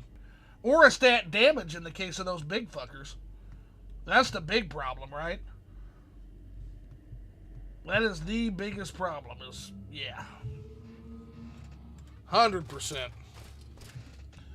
Alright, let's catch our breath here for a second. Yeah, I don't ever like seeing those guys. Ever.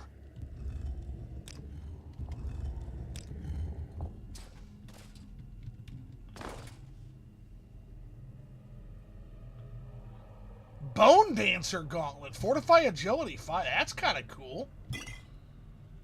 Not gonna lie.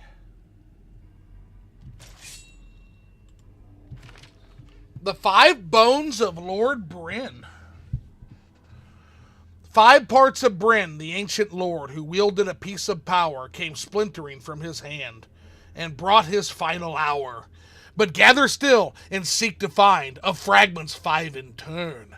And then once more to see old bones unseal the ancient urn. 1 lies in prayer. 2, the hands of man and myrrh. 3, hidden in the light. 4, hidden in the night. And finally, the bone to free is held by only kin deep below in sealed tomb within the hands of Bryn. Okay.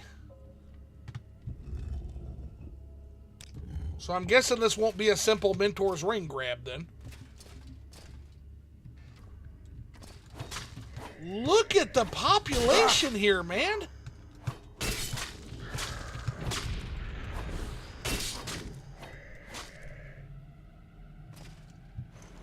We're running into Skeleton Warriors too now, fam. We're actually starting to run into Skeleton Warriors now. The poem is meant to rhyme, which means the author pronounces myrrh like mare. Ah, okay. Yeah. Thank you for that. Let's see here.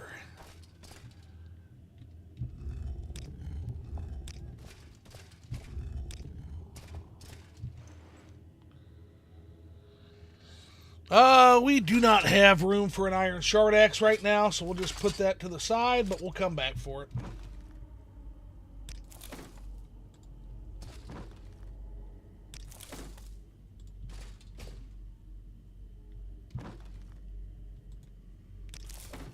A lot of alchemical ingredients in this place.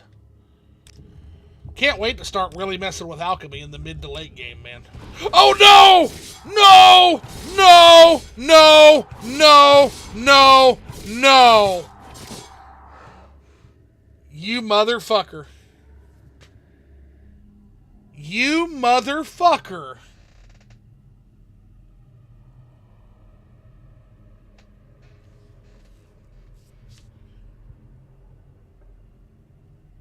You motherfucker.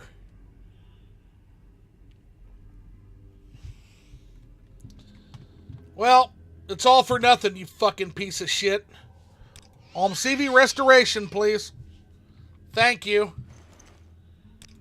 Piece of shit. Gotta pray for OpenMW to change that one day, yeah. OpenMW is our one hope for, like, actual spellcasting. Like, Magicka Expanded sort of did it, but still, you can see the limitations, you know.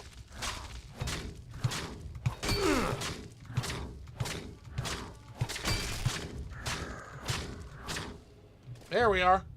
That was a champion. Okay, now. Starting to run into the spicier undead enemies here. Yeah, we can only hope. There's one of Lord Bryn's bones right there.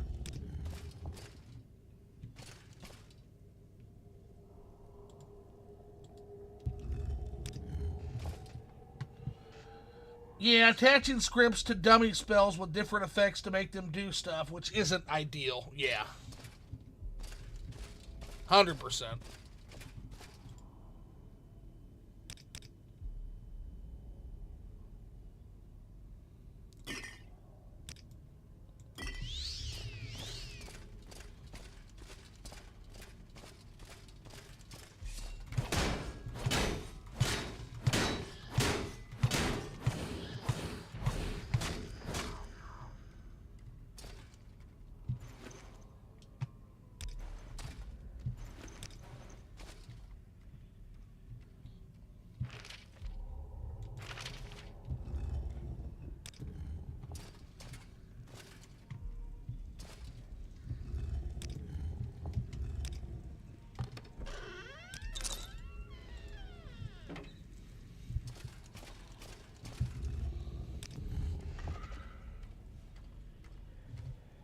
Okay. Good fucking Lord, man.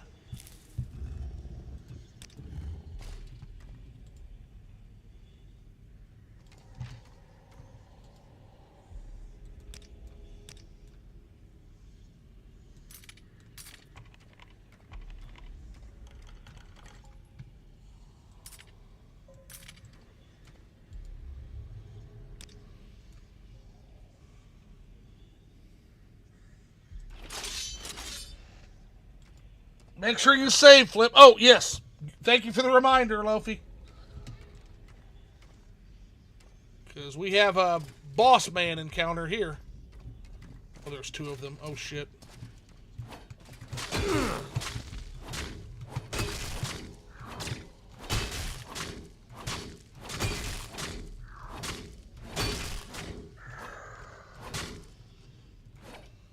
One of the champions is down.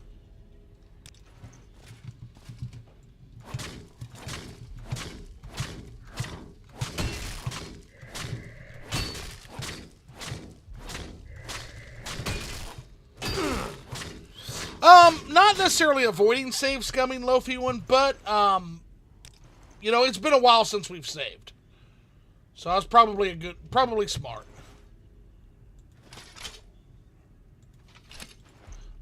These Lord Bryn champions with their silver staffs are kind of cool. Where are we at? 300.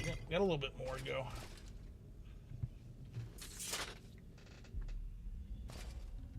You're very tall, sir. Who are you to disturb my slumber? Do you seek to plunder my tomb like the others? See these bones around you? Many have come before you and perished. Do you seek the same fate? Not really. A wise decision, but I am not so easily fooled. Perhaps we can come to an understanding. You see, I am trapped in this earthly realm until my body is returned again. My bones were scattered against the wind, and I have spent the past century in wait for someone to return them. My patience has been rewarded, for they have all returned to me. But alas, I cannot touch them, for I cannot leave this room. Okay. What do you need me to do? If you seek to help me, then I shall not harm you. I cannot say the same for the others bound here, for they are not here by my doing. Find my bones, Dorian, and you shall be rightly rewarded. My bones were taken from me, and I was returned to the mortal realm in this desiccated corpse. So forgive me if I am a bit tempered. My bones are scattered around the tomb, but I have been cursed to remain in this room. I have one bone with me, but I am still missing 4 more. Find them for me, Dorian, and you shall be richly rewarded.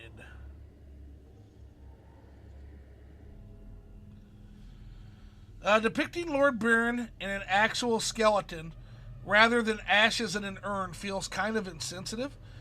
So, I think that this Lord Bryn is a different Lord. There's several Lord Bryns because it's part of a family, right? So, I feel like maybe this is a different Lord.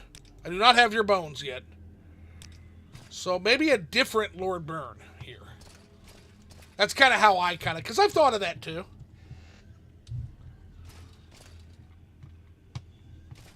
Here's number 1. How much these weigh a piece, or a pound a piece? So we're going to have to drop shit when we have all the bones anyway.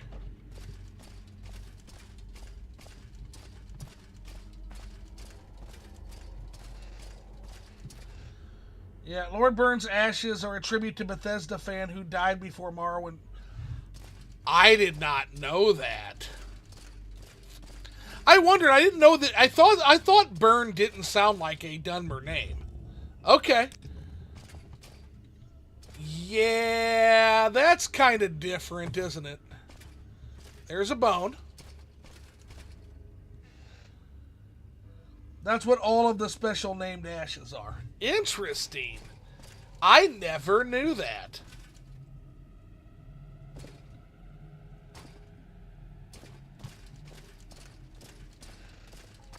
Yeah, that's a really interesting fact. And yeah, in retrospect, I see your point there. Yeah, that... Huh.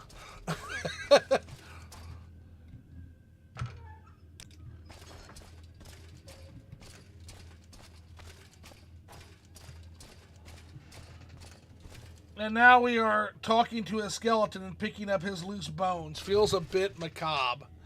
Yeah.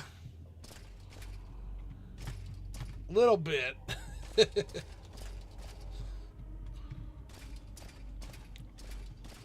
Oh, here's a room we totally missed.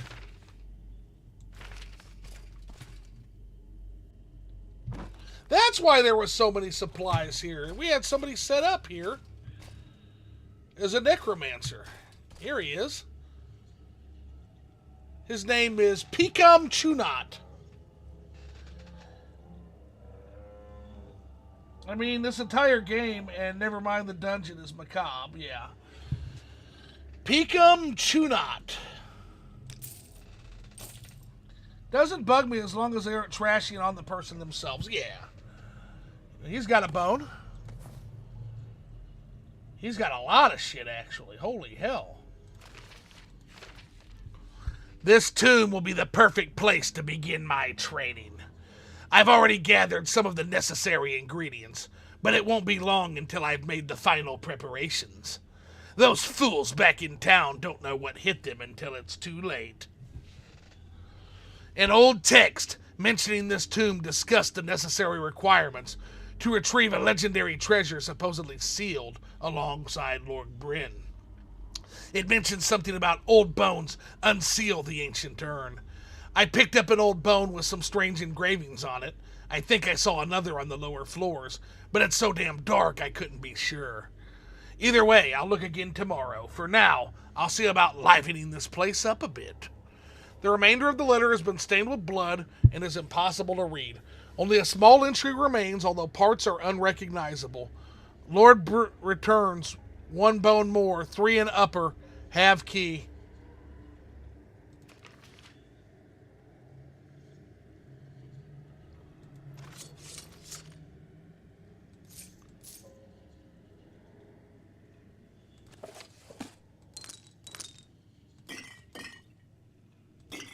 There's some restore strength right there, but now we are over encumbered. We still got 1 bone to go. So we're going to have to make some choices now. Let's see. Love the necromancer voice, Sue. Thank you. I don't know if game developers put a homage to a loved one of mine in a game, and then modders had you go on a scavenger hunt for pieces of their corpse, I would be quite upset.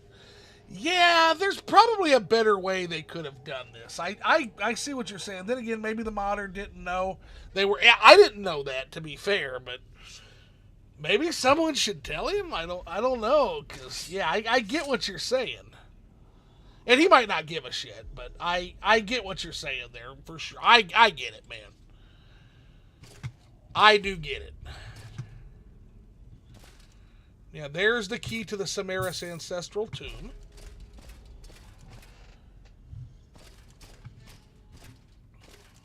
Yeah, I could see someone objecting to that, for sure.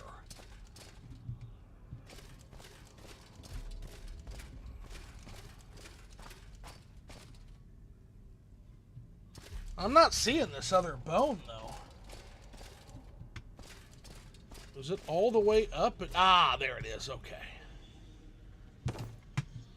Okay.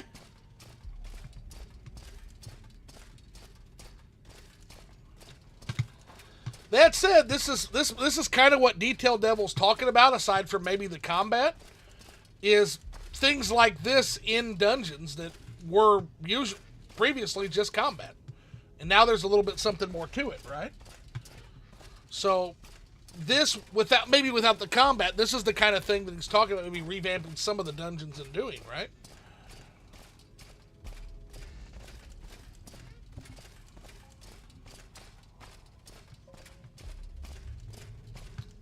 Two large bone walkers, though, is something. That is something else. If you replace the combat dungeon with things like this, then skeletons like this would feel very samey and boring very quickly. Possibly, yeah. Again, I'm not entirely sold on it either, but I think it's an interesting premise that, if balance was found, I think could be really fucking good. I mean, really good. But yeah, I'm not for stripping everything out either. But I do think there's some good ideas in there. Some really good ideas. Have you found my bones, Dorian? Do you have my bones? I do. Ah, excellent. Thank you, Dorian. You have done well. Take this as a token of my appreciation. The key to my chest and my trusty axe. With my final goodbye, allow me to remove the magical seal on this urn.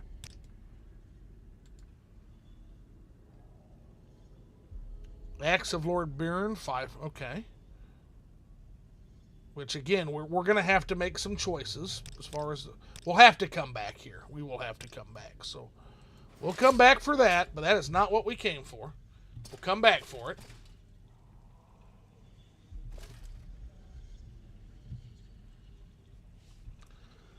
Lord Bryn's Amulet. Restore Magicka 1 to 5 points. That's really good. For any character except Dorian.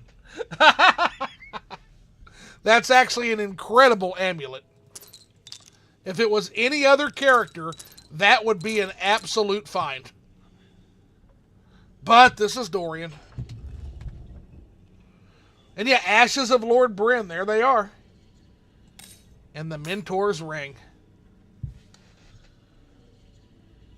More dungeons like this and more dungeons with social encounters in the major dungeons would be good enough. Fun fact, there's also a memorial to Bryn in one of the Might and Magic games. So Bryn was like a very, very well-known person in this era computer RPG community, it sounds like.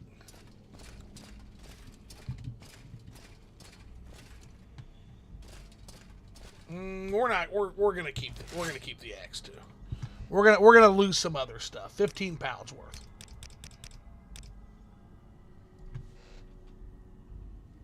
Well-known poster in both communities. Yeah, okay.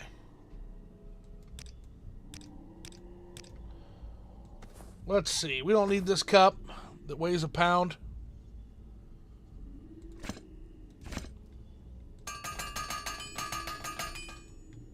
That's gone now. Now we're at 26.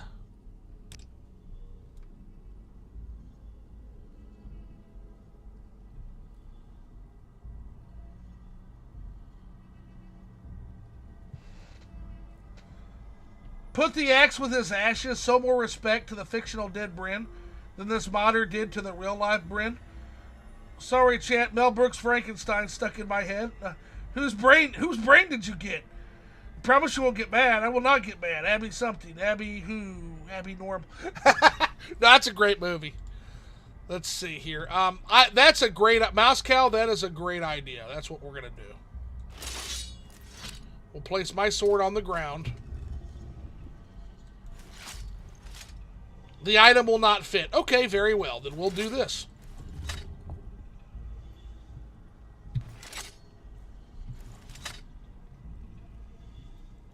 And you know what else we'll do? You know what else we'll do?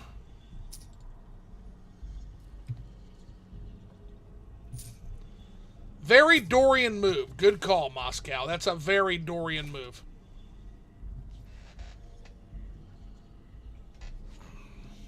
And what a great story that is.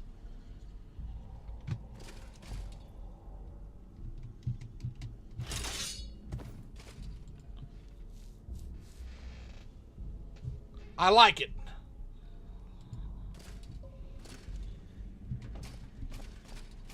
We'll be rich enough, and there'll be plenty of other dungeons to plunder. We don't have to take everything.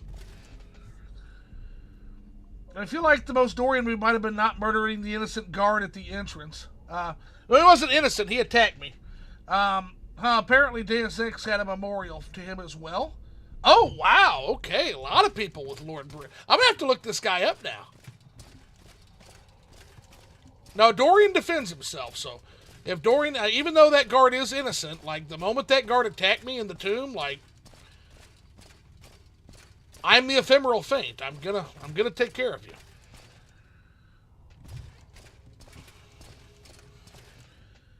He attacked you for trespassing in a tomb thinking you were a grave robber. You then proceeded to be a grave robber. That's right. This is not the same character as that Dunmer I played. Correct. The moment he attacked me, his life was forfeit. I was here to find the Mentor's Ring. I found the Mentor's Ring. And I slew anybody who got in my way. I'm not a good guy with this character. I'm not a bad guy. I have a compass. But it's not as anywhere near as rigid as my Orc Sentinel or my Dunmer. He was fully justified in going after you, and I was fully justified in defending my life, Moscow. What of it? This is not an argument you shall win. Dorian doesn't care. The best man won.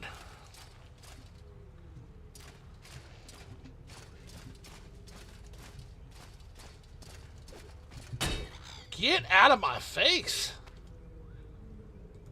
Yeah, this is a different character, homie. This is a different character. He is a hardened mercenary with years of hardened mercenary work under his belt.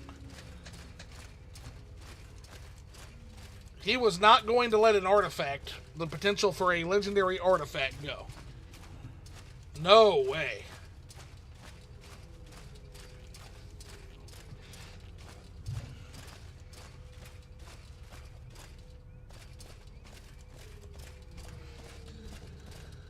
These ashes are a tribute to Bill Iberg, Lord Bryn. Okay, so I'm going to stop and read this. And Cliff Racer, bad fucking timing, sweetheart. Go away. We're gonna give an honor to this person. Fuck off. Okay. These ashes are a tribute to Bill Iberg, Lord Bryn, a user in the Elder Scrolls forums who died during the development of the game. He has various memorials, including a location in Might and Magic, 8th Day of the Destroyer, and a tombstone in Deus Ex, among other early 2000s video games. The fact that homie is immortalized in Deus Ex and in Morrowind, two of the greatest games of all time, hardcore solid stuff, man. I think the next population is getting a bit overblown.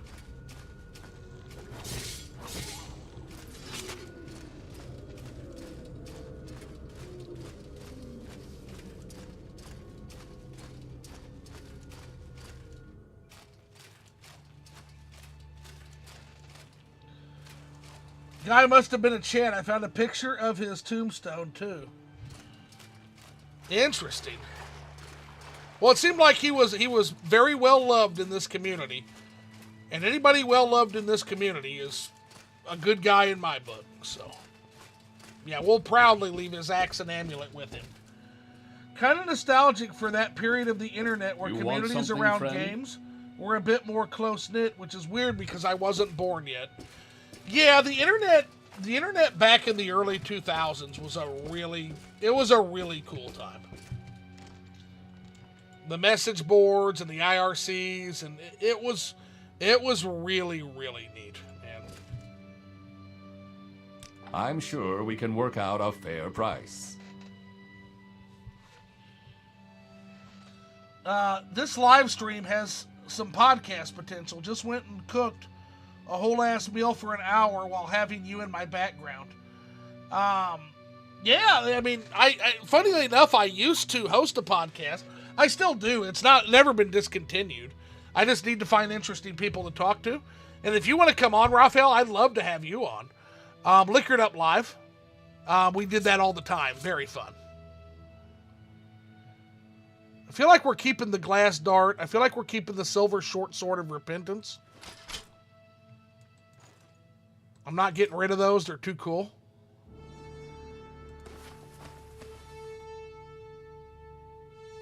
Designer shoes. We don't really need those.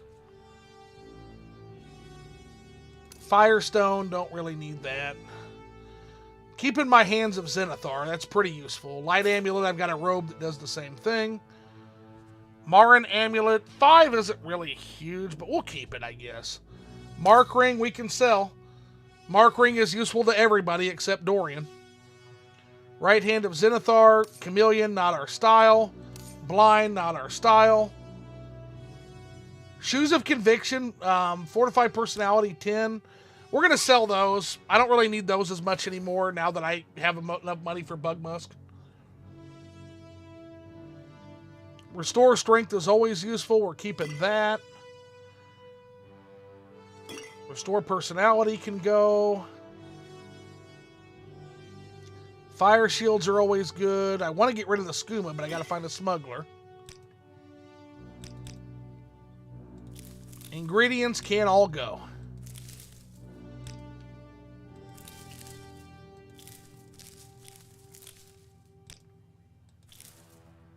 Well, we're already there. Damn.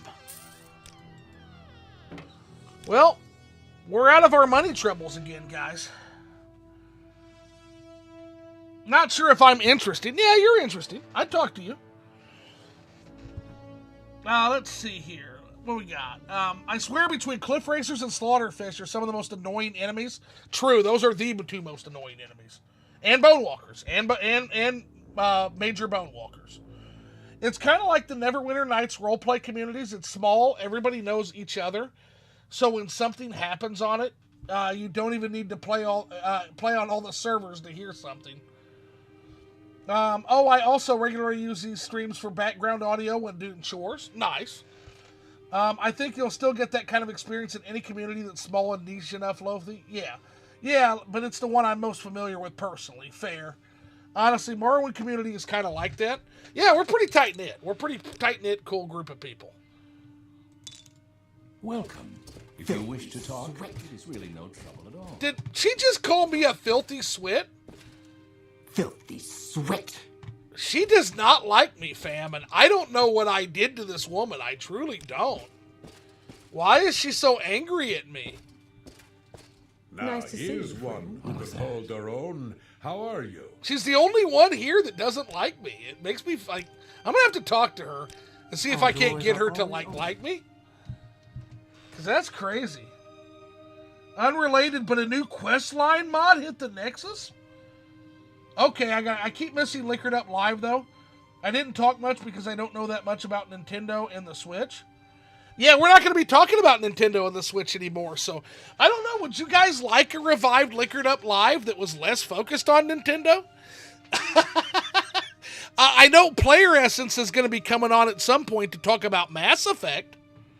We're going to have a Mass Effect stream at some point. We planned on doing that. Me and Player Essence haven't talked in forever, so we're both kind of missing it, I think. Scuba Up Live. Let's do Scuba Up Live. Yeah, we can do Scuba Up. We can do Scuba Up Live.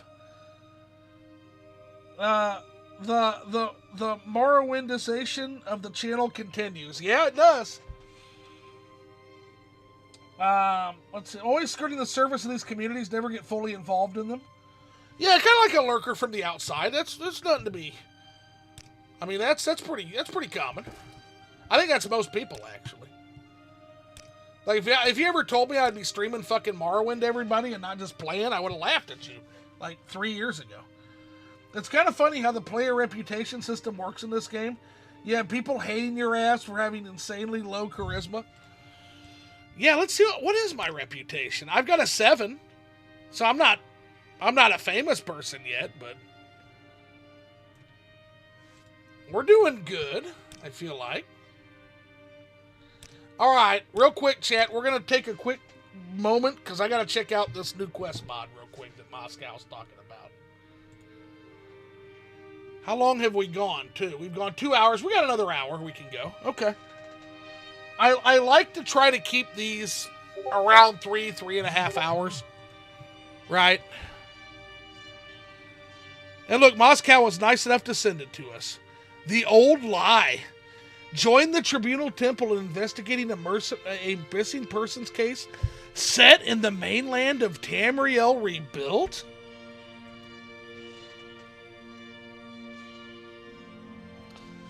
Let's see here. I think in this instance it's probably just racism, Lofi.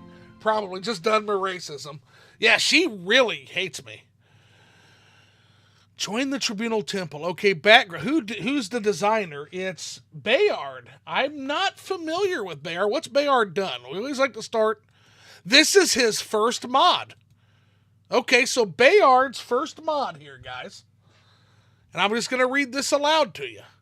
See if this catches my attention here. But first mod, I will say, a questline mod, very ambitious for a first mod. Let's see, and he did insane animations for this mod. Okay. The Tribunal Temple is losing track of its minor laymen and pilgrims. Whether they are disappearing silently or in danger is anyone's guess. One day, you chance upon one of these faithful servants in Helnim, searching for one of the missing. As the search begins to expand and an investigation begins to unfold, the situation becomes more dire by the day. The more answers that appear, the more questions accompany them in the minds of the investigators. All the while, something sinister brews in the background of Morrowind that threatens the peace that has governed the land for centuries. Before long, one thing becomes very clear. There are winners and losers in every game. So, I like the fact that this is on the mainland.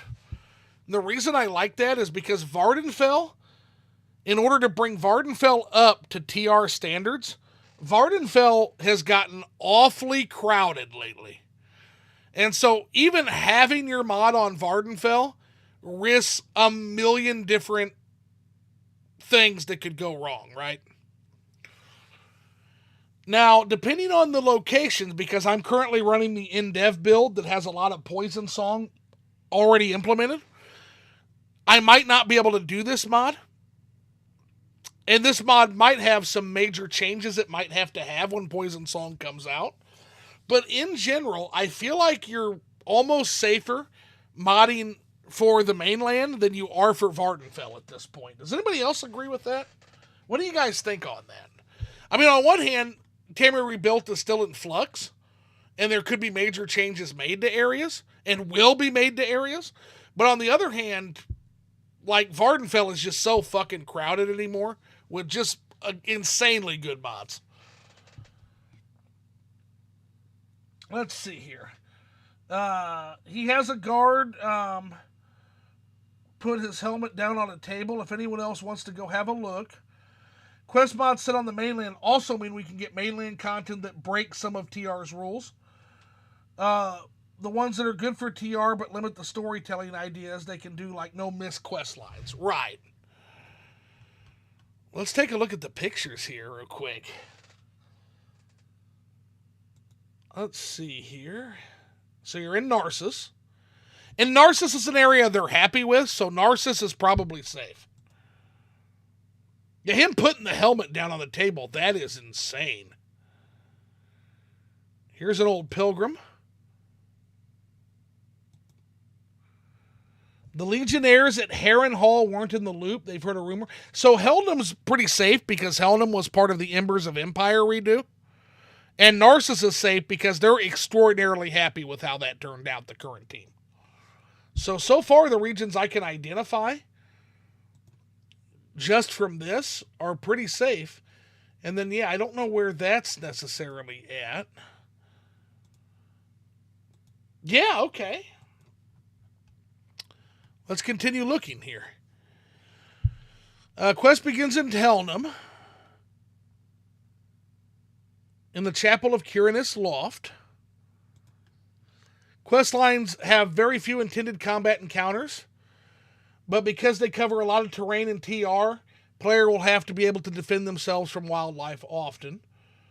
TR recommendations for levels in these areas will basically apply for the difficulty scale, which is great. I recommend at least starting the main quest in Morrowind for quest-related options given to the player, but it isn't required. There are reactions and quest paths available to the player depending on their faction rank in both Tamriel Rebuilt factions and Morrowind main quest, but they aren't significant. Just little nods to fact. That's cool. Script extender, OpenMW, but both of these are compatible, it looks like. But you need Distant Land, which I have. So we'll need to run Distant Land if we download this. Helnum, Ranyan Rune, Narcissus. Narcissus. Yeah, all of these areas are covered by Embers of Empire. So these are all in basically a final or near final state. Guys, this is safe. This seems to be completely safe for what I have. I think, yeah, Speaker of the Dead has a lot of things like that.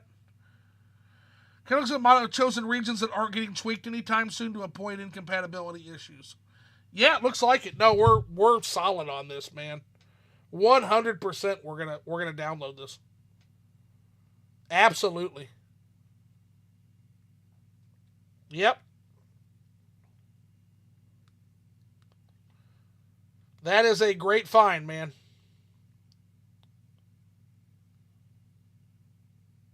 Yeah, we're downloading this.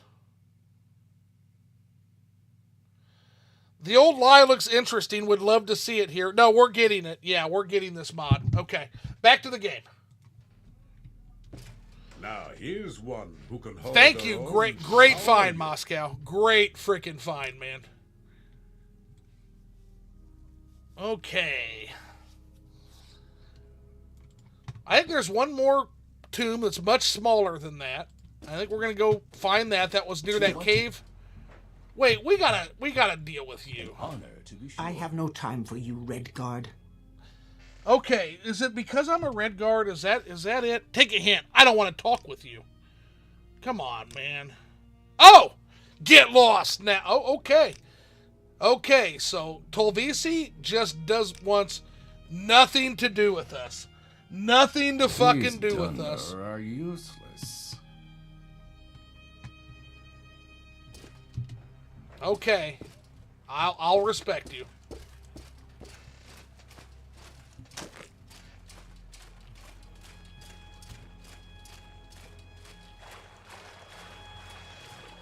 You literally get an excuse to say, is it because I'm black? I do. Actually, you know what? With this particular, not me in real life. I'm as white as the day is long. But with this character, yeah, I could say it's because I'm black, isn't it? Like, you just don't like Red Guard people. And you know what? It's Morrowind, so she would literally be like, "Yep, absolutely." That's the thing. That's why I didn't ask that, because I'm kind of afraid of the answer.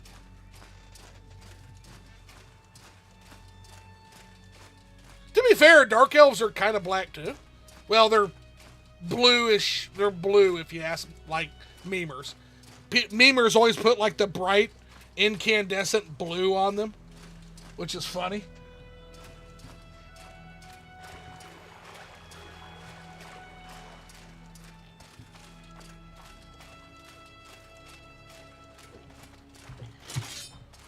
What do you want?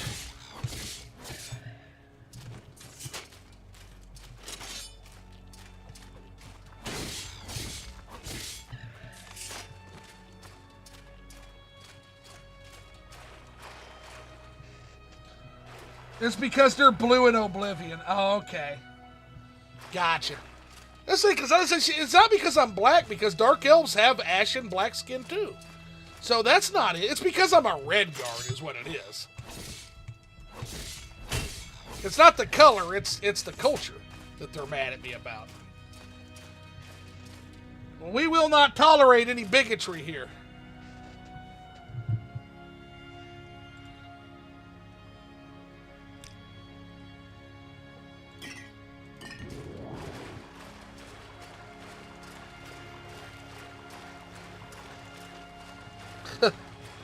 We just will leave her alone.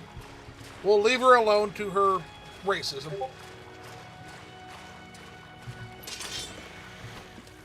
Too bad. You can't fucking win, man. You cannot fucking win. And oh my God. Craziness.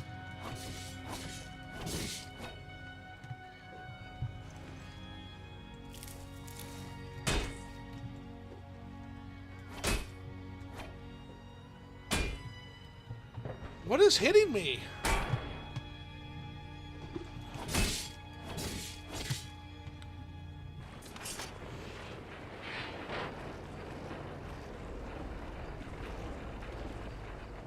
Maybe it's because of the grave dust on you. Yeah, what did you do to piss Molag Ball off so much? And the dusty items you sell. Yeah, maybe that's it, because I don't know what the fuck it is.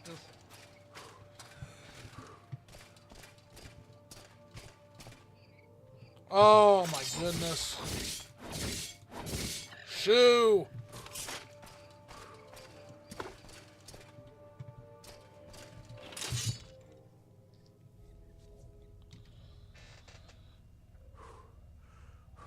Let's see here.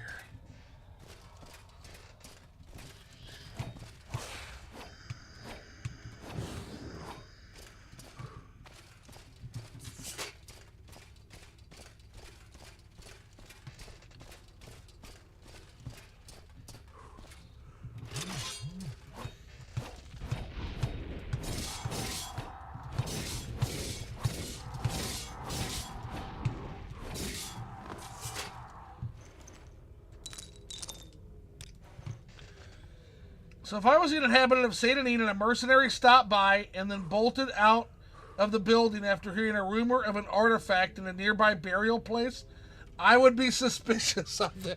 Okay, that's fair.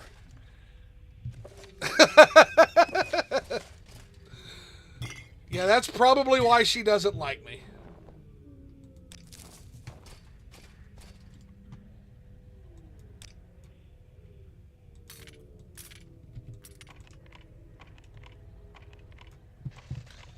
Especially when they come back like a day later stinking of dust and death and covered in wounds. Yeah, you gotta put your... I guess I gotta put myself in her shoes, right?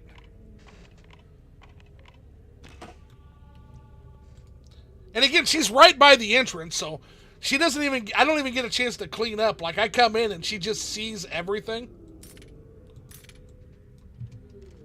Like, for sure. For sure.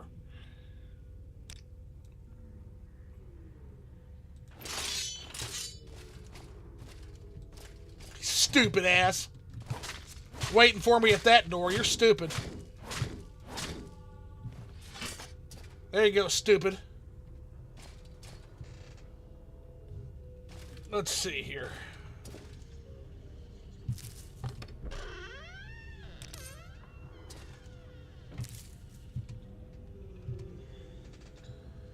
There's probably still splatterings of Bone Walker gunk on Dorian's robes. Yeah, well, fuck them guys. I did the world a favor getting rid of them.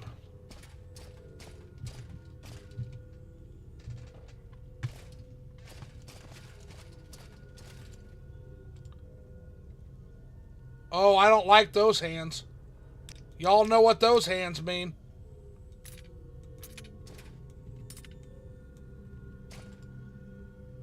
I don't like those hands.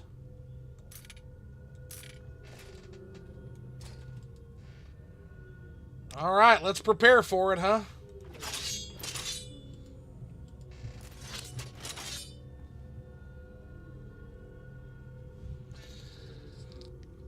Those creatures are dangerous, and they might break out, you know?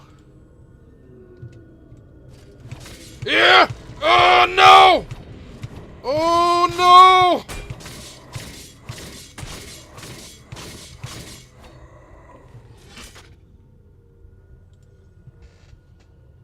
Hey, buddy, I'm home. Oh, Philly's home. Okay. We'll bring you in, man. Give me 1 second here. Return of the Phil. Is it still enough time to hop on? Yeah, we got like another hour, man. Or more. It's Saturday. Fuck it. It's Saturday, right?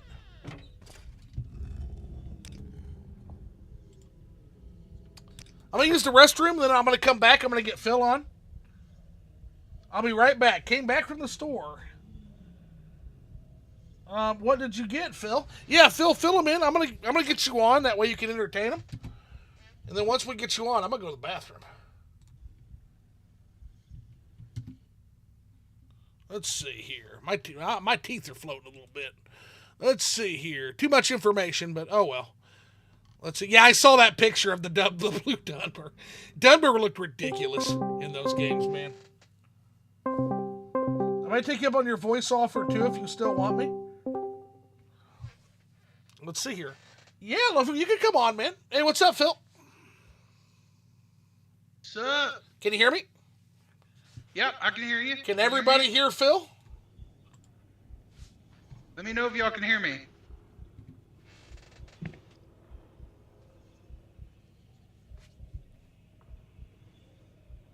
Let's see. Yeah, they can hear you. Okay, I'm good.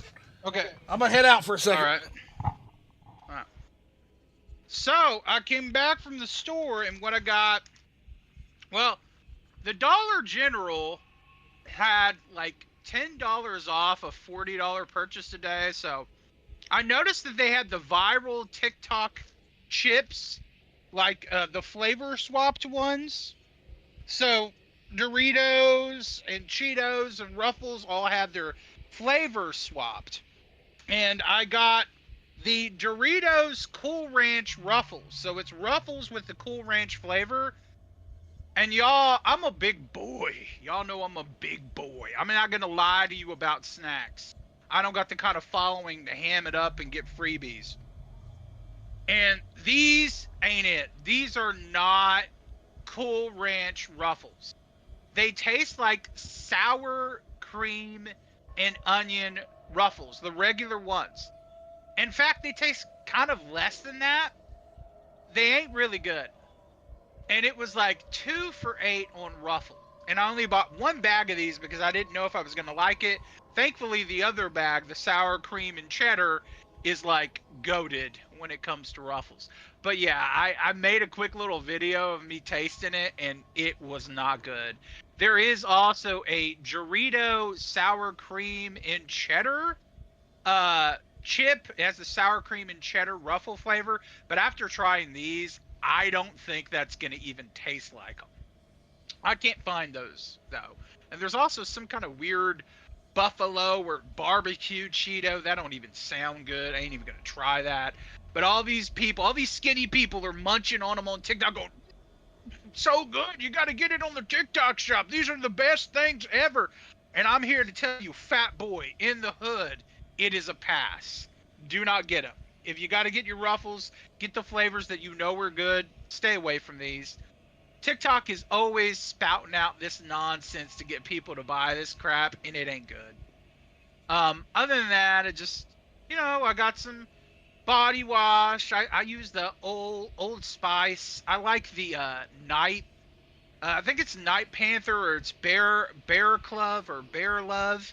One of them smells like Fruity Pebbles, so you literally get to walk around smelling like Fruity Pebbles all the time. I love it. Did you say you have Sex Panther on? Like 50% of the time, it works every time.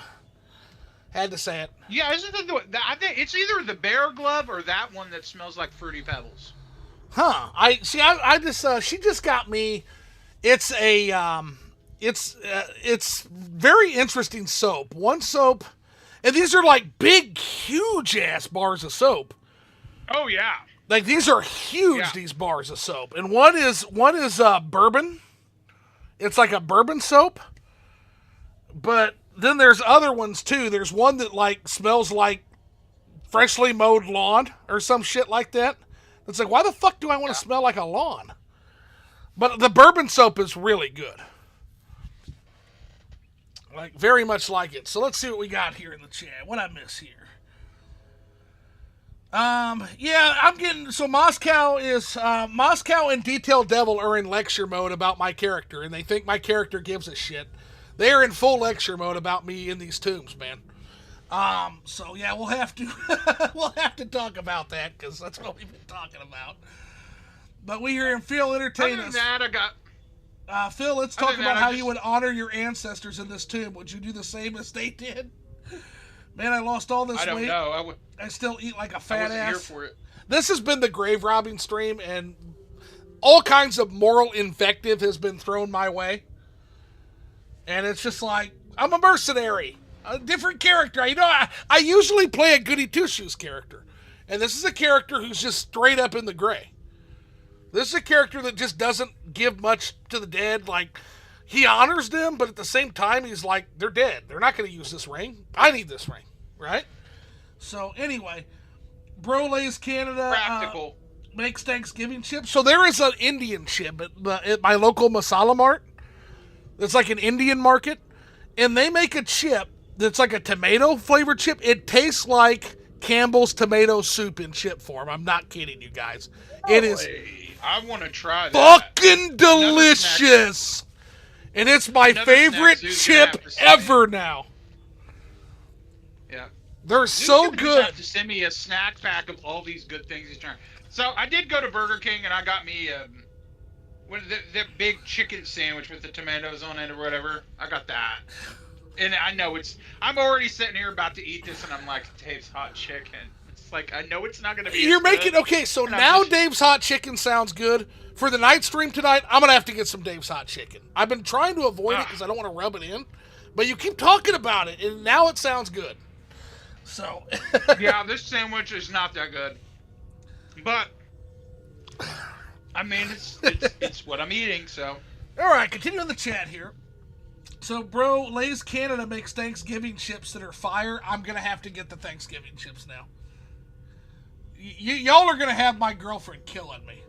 Let's see. TikTok food trends are so annoying. Yeah, they're often like ridiculous. Yeah, there's this one called Pop Daddy Snacks, and there's like pretzels and whatever. And I remember when I first got TikTok, people were going crazy about it. There was this huge discount for Pop Daddy Snack pretzels. So I bought some because I had a massive coupon. You give you a big old coupon when you sign up for TikTok for the first time. And I ordered these, and these things should be illegal because the sodium levels there should be a sodium warning on those chips. The sodium level on those things was like 50 or 60% higher than your commercial pretzels because I compared them, and every bite I tried, it literally made my mouth so dry and so oversalted I thought I was dying. I had to chug water. And when I looked at how much sodium was in it, I was like, these are dangerous. Well, here's the thing. Like, if you're already eating commercial potato chips, like, they probably figure you don't give a shit about the sodium. I'm just going to say that, but let's see here. I know, but it's like Snyder pretzels was 10 times better than those, and everybody's like, oh, these are so good. Oh, Snyder's of Hanover pretzels are delicious, man. Let's see here. I love the little pretzel cheese wheels. Those are so good. The buffalo flavored chips taste nothing like buffalo chicken. Let's see, especially as someone who liked pistachio and chocolate together before the Dubai chocolate trend happened, watch that combination quadruple in price. Yeah, pistachio and chocolate was always a legendary combo. Like, what gives them the right to claim it? Like, no, I never had it. Utterly reject that. I guess they also put that layered, what do they call it? It's like a pastry layer in there. I forget. The doo-wop chocolates or whatever. Especially as someone who liked pistachios. Okay, just look at the grave decoration. No flowers, just your head on a spike. Phil, we desecrated the in-game memorial grave of a Bethesda fan who died while the game was in development.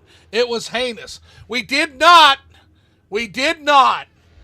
What we did was we got the Mentor's ring, and then I even was nice enough to leave his axe and his amulet as a touching tribute. By the way, Lord Bryn gave us permission. He literally unsealed the urn, so I don't want to hear this shit. Dunmer burial sucks. I'll take the ghost fence, Detailed Devil. I'll take my soul being ripped into a fucking defensive fence rather than Dunmer burial. Damn. I don't know. Zen gardens made out of ashes is a cool concept. I'd rather be one of the ones in the temples, though. I'm a stoner, and let me tell you, if I buy a bag of chips, I will fucking destroy the whole bag. I am not a stoner, and I do the same thing. Yeah, the Lay's is not lying when they have their tagline, bet you can't just eat one. I'm telling y'all. They're not lying. Don't get these chips, though, because they are not Coal Ranch Dorito on a ruffle. They are not. Like, they are not. And it has the little seasoned specs in it or whatever, because I recorded like a 3-minute video. I'm going to cut it down. It doesn't taste like it at all. Does not taste like Cool Ranch at all. It tastes like sour cream and onion, but not as good. I was like, dude, this is trash. Like, what? But I did get a bucket of Went to Homeland to get some other than like grocery store. Went to my local grocery store to get some other things. And I saw ice cream there, and I was like, "Ooh, Blue Bunny is on sale for $1 cheaper." I was like, Yeah, and Blue Bunny is actually real ice cream. So, congrats on that. I like the little chocolate turtles or the Reese's with little chocolate bunnies they have in it. Looks good. Good ice cream. Bunny Tracks is great. Yes. Yeah, because they're selling a brand new drumstick, and I didn't know this until the girlfriend pointed this out. The fucking drumstick, god damn it, these traps. The fucking drumsticks they don't even count as ice cream. They're made up of a bunch of like fructose corn syrup and oils, and they don't even meet the FDA standard for ice cream. Drumsticks don't.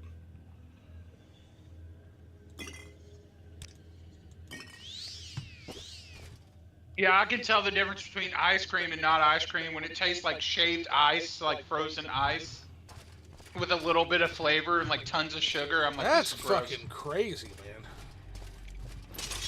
But nothing beats a good gelato. I almost bought some gelato today, but it's like that little container for like $6. I'm like, ugh.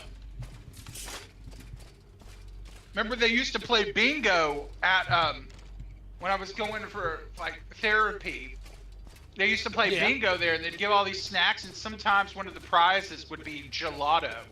And I never had it before. Oh, gelato's good. Gelato's good. Gelato's very good. And I got to choose the snack I wanted. I was like, oh, I'll take this gelato. I took it home, and I tried it, and I was like, oh my gosh. I can never go back to regular ice cream again. And I haven't bought any since, but man, I remember it fondly, and it is good. It is a different... It's like made out of cream instead of milk, like the cream on top of a cow or something. Right. On top of the milk, cow's milk. Yeah, if you can find it, Tillamook ice cream is really, really good too. Tillamook is like... Don't they make cheese? They make cheese, yeah. Tillamook makes... Yeah, they're an actual ice cream that uses actual cream and milk. I bought their block of cheese, their cheddar. It's really good. Oh, Tillamook's great. As far as like a widespread brand, and then we have a brand here called Oberweis for ice cream and for ice cream and for milk. Oberweis is the best fucking milk on the planet, dudes. Like I shit you not, it's so good. But I'm excited. Me and Mom excited to try that one ice cream you told us about. Salt and straw. Yeah, we I put an order in for that, so we should receive it here in the next week or two, and then I will see about getting you some shipped out. Thank you. I can't wait to try that. Thank you. All right, back to shore, and I think we're fully. I think we're truly done. I think we're truly done here in Saint Denis. So, for a little while. Oh wait, I gotta turn on. Boy, y'all should see my comments on that short I got. And then on my TikTok, I posted the same video. People are like getting big mad over Crimson, getting big mad because I'm daring to say anything. Oh, so the what Crimson are you mad Desert about? situation? The fact you can't play the game early? Oh, DRM and Nimbo isn't that big of a deal, bro. I don't even know what people are mad about, and that's the reason why that things are bad as is because you don't care and you don't. The reason why the games industry is the way it is because you don't care and you're the worst customers. That's why. Yep. And until you stop being the worst customers, gamers are going to continue to get taken advantage of. Yep. It is what it is, but again, we can't stop that. So. All right, we are back on the road. We're going to head to Balmora, and from Balmora, we're going to head to Caldera because we've got a little something for our boy over there. Plus, we got to sell some shit off, and Balmora is going to be the city that helps us do that. This town is too fucking small for the amount of goods we have for sale. Outlander. We're getting out of here. I want to say my chicken sandwich from Burger King did not hit. It was not good. All right, let's catch up on chat here. Oh, I got to talk to Seville too when I get to Balmora. I got to let Seville know that we've made some progress on his Siltstrider situation.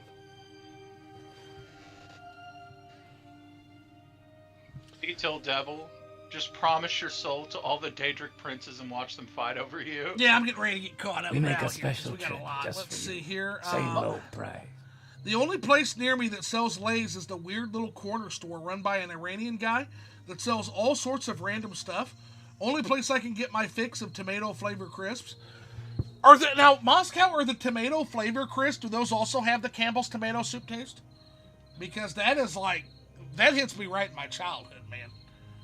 If so, I'm going to have to get some of those. I'd like to try those too. They're great, dude. So if you can find them, throw that in the box. Yeah, too. I can do that. I got them at the Masala Mart. I can go get them anytime I want. Masala Mart? It's called the Masala like Mart. that Yeah, name. it's an Indian market that has all kinds of great stuff. They got mango flavored ice cream and shit. It's a great place. They've got great homemade samosas. What's a samosa? It's a little street vendor food, like a pastry that has different fillings. Oh wow! Usually things like potato, peas, mint chutney. There's a really good one that's like they have a homemade chicken masala filled. Oh, they're good. They're good. They're really good. Anyway, the only place my favorite chips remain to this day the nacho cheese flavored. Nacho cheese Doritos are just OP. I think I remember reading some lore that being committed to the ghost fence is not that pleasant for the ancestor in question. Doesn't it, destroy your soul? Doesn't it literally destroy it in the process? Like, their entire population being fed into the fucking ghost fence to stop Dagoth-Ur? It's really, really grisly. Yeah, their soul gets used as a magical battery for the big glowy wall. To be fair, being sewn into a Bone Lord isn't either. Yeah. Why the Tribunal chose to do this rather than using every dead Dunmer in Morrowind as their army to retake the heart before they started to lose their powers escapes me. Phil is going to be totally clueless on this, and that's awesome and okay. Do not try to fill him in, because Phil is going to learn as the story goes on exactly what's happening with that. Imagine the loss. Dude, the cultural loss that the Tribunal have inflicted on the Dunmer people is a great crime, and for that reason alone, I kill them every playthrough. It is justice that the Tribunal die. It is good that men die so that things can happen, and they have chosen to avert that and lock their people in their stupid fucking struggle with the other crazy guy, Dagoth-Ur. And they all need to die so Morrowind can move on. They all need to go, man. All of them. You know what that sounds like?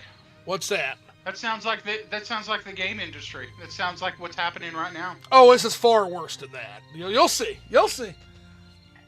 I know, but I'm just making that comparison.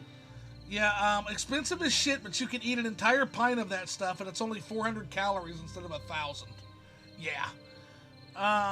I don't know. I wouldn't mind being a Necron Bone Lord. They get to just chill and do cool religious rituals. If you're one of the talky Bone Lords and not the crazy ones that attack everybody, yeah. That would be a cool class.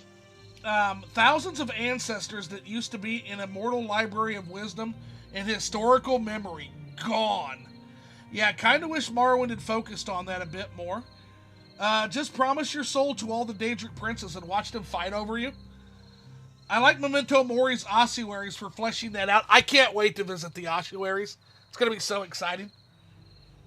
Honestly, Detail, they probably all just agree to tear your soul apart or something for trying to pull one over on them. Yeah, the Daedra are nothing to fuck with, for sure. I'll be honest, I haven't bought a game in a few months now. I haven't been gaming much so far this year.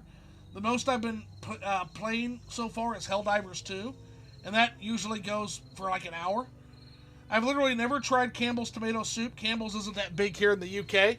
I can't promise it's going to be good as someone who didn't have it in their childhood. I can just tell you it's nostalgic as fuck. But I like it because it's a nostalgic thing for me. But there's better tomato soups, like, anywhere, as far as quality. It's just that Campbell's mixed with milk. Campbell's tomato soup condensed, mixed with milk, and then gussied up with like spices and oils is delicious. Fucking delicious. I'm telling Zoo that because he's his workplace revolves around food, that he needs to just buy the license or whatever it is for the Undercover Bears oatmeal and we bring it back. You know what? I'm going to look into that. Do it. Bring it back. I'm going to look into that. Bring it back. I'm going to look into that actually now. That's because it's probably doable. We would just need to find out who holds the rights. And once we find out who holds the rights, they're not doing shit with it. Just buy it for dirt. Yes. Let's do it, Phil. Because the fucking dinosaur egg oatmeal sucks. We need undercover. Ew. We need undercover bears. Phil, you need to have a vegetable samosa. They're so fucking... Yeah, Phil, the veggie samosas are fire. Your local Walmart probably has frozen samosas. And while that's not the best way to experience them, frozen samosas are better than no samosas. And I bet they have them. So look for those. Look for they'll at least have the potato and peas. Like, you gotta try. Just gonna have to send me a plethora of snacks at this point. I'll look real quick. I'll check the Walmart app. Let's see. I don't even know how to spell samosa. How do I? Samosa. Yeah, Samosa. Samosa. I had an absolutely terrible experience at a nearby Indian restaurant and haven't been in that plaza forever. They have a masala mart. I'm just wary. LOL. Oh, okay. Well, if you had a bad experience with it, yeah. My dad was a chef at a Michelin star restaurant when I was younger. And as a result, my standards in food have been permanently set so high my own cooking can't match it. Yeah. I'm a good cook, but I don't know if I can match a Michelin star chef. That's for sure. Yeah, I'm sorry, my friends. There is no samosa in this Walmart, in my Walmart. Just one of those things that I won't ever get to try. Buddy. I'm just gonna have to go meet up with Zoo. It's I'm staying in your guest room for a week. Take me to all the places. Yeah, I mean, I'd host you, man. Let's see, Indolphados, I found him. Show him my medallion. We found him, but he's got some stuff we got to do. But I just wanted to let you know, Selva, we're on this, man. We're on it, man. We are on your Cell Strider. We just got a lot going on right now. Phil's Walmart can't be the only shop near you, can it? Dude, Phil lives in some Oklahoma hellscape that has no actual cultural food outside of Walmart. It's bad. Yeah, you have to go to I'm Dave's Hot Chicken is over an hour away. And that's where Costco and all that dude, things like Phil that. lives in a hellscape for food. A food desert. I live in a tiny little country bumpkin town. Ugh. Which I'm not gonna say where. It pisses me off. It legit pisses me off. I'm missing. I've always wanted. I don't need to because I'm fat enough, but I always wanted to take that, the Route 66 trip and travel to all the cool places. Buddy, I'm in the middle of Route 66, Springfield, Illinois. Whatever you want. We have the birthplace of the fucking corn dog here.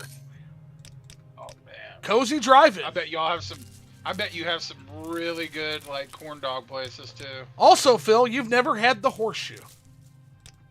What the heck is the horseshoe? Oh boy.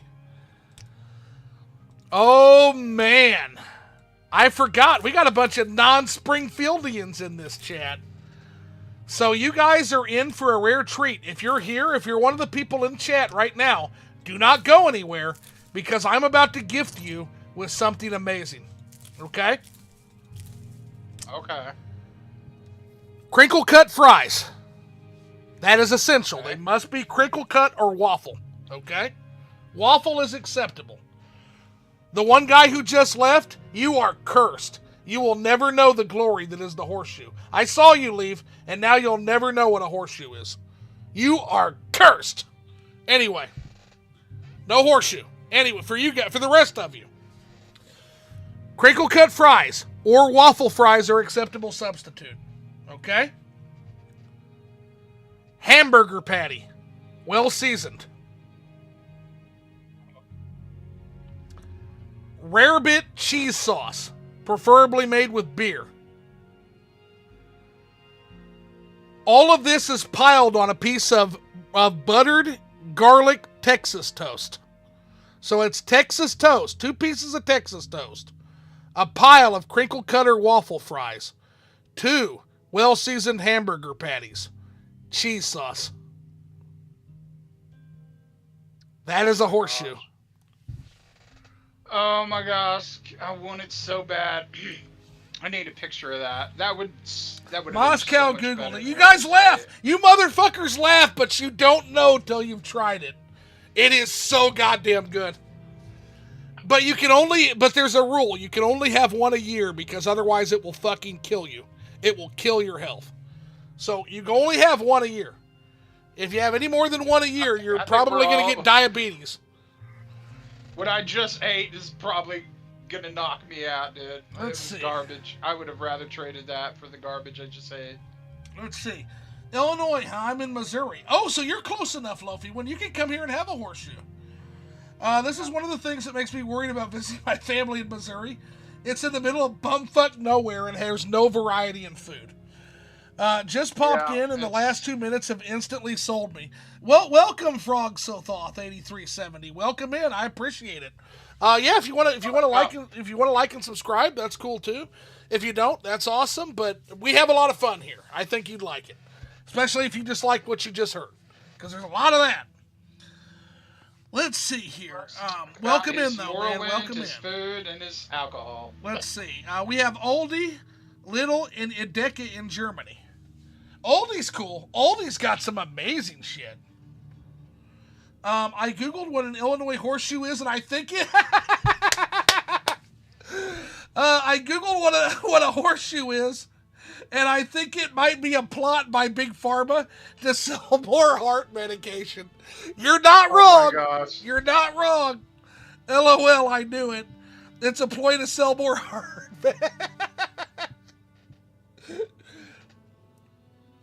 Yeah, I am totally in the middle of nowhere. I gotta get out of Oklahoma. Zoo just needs to build a tiny little. He needs to use the Morrowind mod and just build a tiny little dog house for me. And it's like, here, Phil. A dog house? Come on, I'd do better than that. I don't know. Build me whatever. I'll just live in the backyard. I'm not putting you in a fucking dog house. Your girlfriend walks in again. She's like, he's doing it again. What? He's walking outside without his shirt on. He's doing it again. Let's see here. He's taking out the trash. Leave him alone. Let's see. It looks like a Portuguese freshinha. Really? Okay. That's an interesting comparison. I live in an area where there's a bunch of restaurants and shops, which is disgusting, by the way. This is not disgusting. I go into Aldi all the time. I liked Albert Heijn in the Netherlands. Aldi has my favorite type of jelly beans. It's the only reason I ever go in there. What's the brand of jelly beans, Moscow? I'd like to try them because we have Aldi. Their branches in the UK really likes to rely on fake patriotic bullshit in their marketing, despite being a German chain. Oh, that's just general corporations, man. Yeah, you get that anywhere. It's like, yeah, but you're German. It's like, yeah, but go UK, but you're German. It's like, I'm not buying it, guys. I love their cookies. They've also got some weird shit I've never tried before. Union Jacks everywhere. Yeah, it's like, but you're German. No, I feel you. Horseshoes, guys. Absolute horseshoes. Gotta try them. Yeah, I haven't actually done much traveling, so there's a lot of things that I haven't really got to try. I haven't tried Cajun food before. I haven't tried lots of things. I used to think sushi was just uncooked raw fish eggs, so I was like, no, I don't want to try it. Then I found out that that's not the case. Well, I mean, there's some sushi that uses, like, caviar and things of that nature, but, I mean, most sushi is going to be very different than that. In fact, most sushi uses, like, tuna and salmon, I think. I always wanted to go to one of those places where their chefs are like flipping all the food in your face and doing all that cool stuff. Oh no, those are good. Yeah, those are fun. A hibachi grill. Man, I've never been to one of those either. Hibachis are so fun. entertaining. Hibachis are a lot of fun. And good sushi is very hard to beat. Aldi's fine. I can't complain, which is like a compliment. Oh no, Aldi's takes it to the max. It feels more like the shop trying to sell stuff to tourists at the airports than a supermarket sometimes. Well, somebody needs to slap your Aldi's guy. I didn't know Aldi existed in USA. It's so deeply connected to Germany for me. Yeah, no, we've got... So, here's what happened, right? So, a long time ago, I'm in the food business, so I know these things. So, Walmart had a gentleman's agreement with Aldi, which is like Germany's big, massive-ass food corporation. They said we won't build Walmarts in Germany. And Aldi's is like, cool, we're cool then. Well, guess what? Walmart decided they were going to start building Walmarts in Germany because they wanted to expand. And as a result, there's now an Aldi's next to every Walmart in America. I'm not kidding you. Yeah, there's. They said they're going to be the bird on the rhino's back is their literal statement. So now there's anywhere you see a Walmart, an Aldi's will be built next to that Walmart. Phil, if you don't have an Aldi's yet, you will have one. It sounds like the slap in the face between Sony and Nintendo. And Sony's like, you don't want to work with us? Fine, we'll do it ourselves. Yeah, you want to expand into our country? We're going to put a fucking Aldi's next to every Walmart in your goddamn country. Walmart isn't a thing in Germany. They tried and they failed. We only have like a general small Walmart. We don't have a super Walmart. So Walmart failed? So it cost them even more then. So they fucked up. They weren't able to penetrate Germany. And now there's an Aldi's next to every Walmart in America. I fucking love it. Yeah. I love it so much. And honestly, take that, Walmart. Take that, Walmart. Don't you need a membership for Aldi's? Shop there? I know Costco you do. Let's see here. Let's see. There's a Walmart in Germany. Walmart isn't a thing in Germany. They tried and failed. Yeah. Nice. They also failed in the UK. Ended up just buying a local supermarket chain. Oh my God, I literally have a Walmart supermarket some ways across from the Aldi nearby. Laugh my ass off. Yes, you will have that in every Aldi. Every Walmart in America will have an Aldi someplace nearby. Every one. Every single one. Let's see. Nope, don't need a membership. No membership necessary. US supermarkets generally fail in UK and EU. The stuff is generally low quality, and half the time their practices violate our labor laws. Yeah, it doesn't surprise me, knowing what I know about America. What's the grocery store? I've been to one. Is that an Aldi's? I gotta be careful. I gotta be careful here, guys, because I'm especially with Loafy One being in Missouri, I could really easily dox myself. Really easily here, so I gotta be careful. Especially like what's that grocery store where it's like you gotta put quarters into the shopping cart to use the shopping cart? That's Aldi's. That's Aldi's. Yeah. Okay, I've been to one. It's worth it. I'm telling you. You don't even have to do that if you sit in the parking lot long enough. You can literally wait for someone to come out and they'll give you their shopping cart. That's very common. One thing I don't like is like they don't give you like you have to have either your own bag or you have to buy a bag. You have to pay extra for that, which is weird. Yeah, I mean, here's the thing though, but Aldi's is very affordable. Their prices are very reasonable, and they have products that are typically products of Germany. Their bratwursts are really good. Some of their baked goods are amazing. Aldi's has some really, really good stuff in their store. There's some stuff you can't find it anywhere else except Aldi's. Mm-hmm. Let's see here. No membership. U.S. supermarkets generally fail. Today's stream topic: Zoo gets sued for defamation. Oh, they couldn't sue me for defamation. I haven't said anything. I just don't want to be doxxed. Yes, that's common in Germany. My Aldi's doesn't have that. Yes, Zoo, please dox yourself. Moscow. Then I'll be seeing you next week with how long it'll take me to walk to you. Here's the thing. If you live anywhere in the Midwest, I'm not going to say that. I'm not going to finish that. I got to be careful. Let's see here. That's common for all shopping markets in Austria and Germany. Often you have to use a coin on the carts. Hearing Phil talk about normal European supermarket practices if they're weird and alien is kind of funny. It is. I would probably feel just as weird about being in a U.S. supermarket. Dude, you have no clue how weird it was. I came back actually from a trip. I got to spend some time with migrant tribes in Pakistan actually a long time ago. And I was there with my buddy for about 2 weeks. Just being over 2 weeks in that kind of an environment, coming back and walking into a United States supermarket, it's fucking jarring. It's like, whoa, what the hell? So how different is there over there? Like, what do they do that's different? Everything.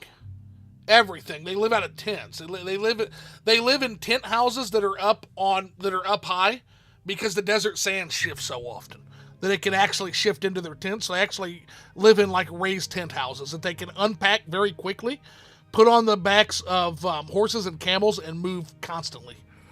And they're treated very badly by the Pakistani governments, very badly. But their way of life, it's very, very interesting. Honestly, it's too much to unpack here because we got to get back to playing. But we need to. If I had to liquor it up, ask me about it next time. I'll explain it in detail. It's really cool. And yeah, they certainly and they don't have supermarkets, Phil. The nomadic tribes in rural Pakistan don't usually have supermarkets. Yeah. They have non-supermarkets, kind of like Ashlanders. I wouldn't say similar to Ashlanders. The Ashlanders actually are far more stable in the game than... Although in lore, yeah, sure. We consume so much American media in Europe, and yet still America often feels so odd and alien in the most basic areas. They seem like Freeman from Dune. That's actually a really good analogy. In fact, I think they were based on some of the migrant tribes from Iran, from Pakistan, any of your parts of former Persia. A lot of those migrant traditions have survived sometimes thousands of years, and it's a really cool culture. But Ashlanders that's a good one. If you, not the in-game Ashlanders because they have permanent settlements, because it was hard to represent migrant tribes in the game's engine, but the lore of the Ashlanders moving place to place with the Gwar herds, yes. The Freeman and Dune are based on Algerian nomads primarily. Oh, okay, gotcha. Yeah, the Algerian nomads are interesting too. We only have Mexican Coke in Europe. The soy Coke is weird for us. Mexican Coke is the superior Coke. Do not drink soy Coke. I repeat, do not drink soy Coke. Mexican Coke is real Coke. The inspiration for them was the Algerian War of Independence, which was going on at the time the book was written. Yeah, the Battle of Algiers is fascinating. American Coke has corn, not soy, I think. Whatever it is, it's gross. It's gross as shit. Let's see. You have my attention, Outlander. Yeah, high fructose corn syrup, nasty shit. We totally solved the game because we're talking about food. We're talking about food and world travel now, and those are two of my other passions. So besides Morrowind. So sorry, chat. I'm going to start playing again. They got me. Chatty chat got me. I will say that cheesecake from Costco's is pretty good. That cheesecake platter they have. Let's see what we got to sell here. We don't want all this shit. Ring of Shadow Form. That's not our style. Get that out of here. Honestly, a just talking type stream would be kind of fun. Yeah, I'll have to do some occasional just talking, for sure. That's something I can probably get. Trust me, me and Phil can fucking talk, so that will not be a problem. Citizen just streamers like walking through the grocery store and like all of these or something and saying, "This is really good. This is really good. Y'all buy this." I told him he needs to make cooking videos. He's like, "How do I do that and not show my face?" It's like you point your camera. Yeah, just point camera down, or like do like Cooking with Bob Ish, where like the camera is pointed and it only covers like his neck down while he does the cooking, which is really funny. I've always found that to be really humorous. And he's got some really good stuff. You don't have to show your face. You can literally just have the camera turned the other way. I'm Looking at the ingredients in your hands. I'm a shy boy. What can I say? I'm a shy boy. Let's see here. I sound so shy, don't I? Let's see. He's a shy guy. Shy guy, yeah.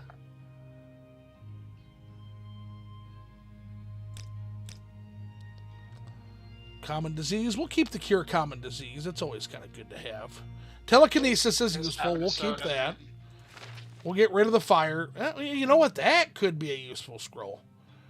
That's weakness to fire and fire damage 10 to 100 points. Oh, we're keeping that. That's a get out of rainy. That's a save for a rainy day. Get out of jail free card there. Yeah, maybe you should cast it on that one guy. Phil. Yeah. You said you wouldn't use destruction magic, but in a pinch, you might have to dabble. Well, I mean, if on rare occasions, yeah, but man, that's a good idea. That's probably too good to pass up, to be real. Yeah, I said we go try it. Save before you do it. Well, when we're in the area, when we're next in the area, which we're going to be soon, because we got to go back for Imperial Cult missions, so we'll be back there. And yeah, we've got, I mean, because if that scroll, depending on the roll we get on that scroll, let me look at that shit again, man. That's crazy. Weakness to fire, 5 to 12% for 10 seconds and 10 feet. Fire damage, 10 to 100 points. So, fire damage, 10 to 8 points for 5 seconds and 10. So, depending on that second fire damage, that second effect, depending on how that rolled, we would fucking have that guy. 100%. Fast fire too, so hopefully you don't have fire Here not long ago. How can I be of service Well, to you never know with those, because again, I've got the mod called Deadly Denizens of Morrowind. Bosses only, and what it does is it changes the boss enemies, and it actually makes them worthy of that title. So, he is a boss enemy. He's a high-level Imperial Legion boss, is who that guy is. Speak, traveler. All right, let's catch up.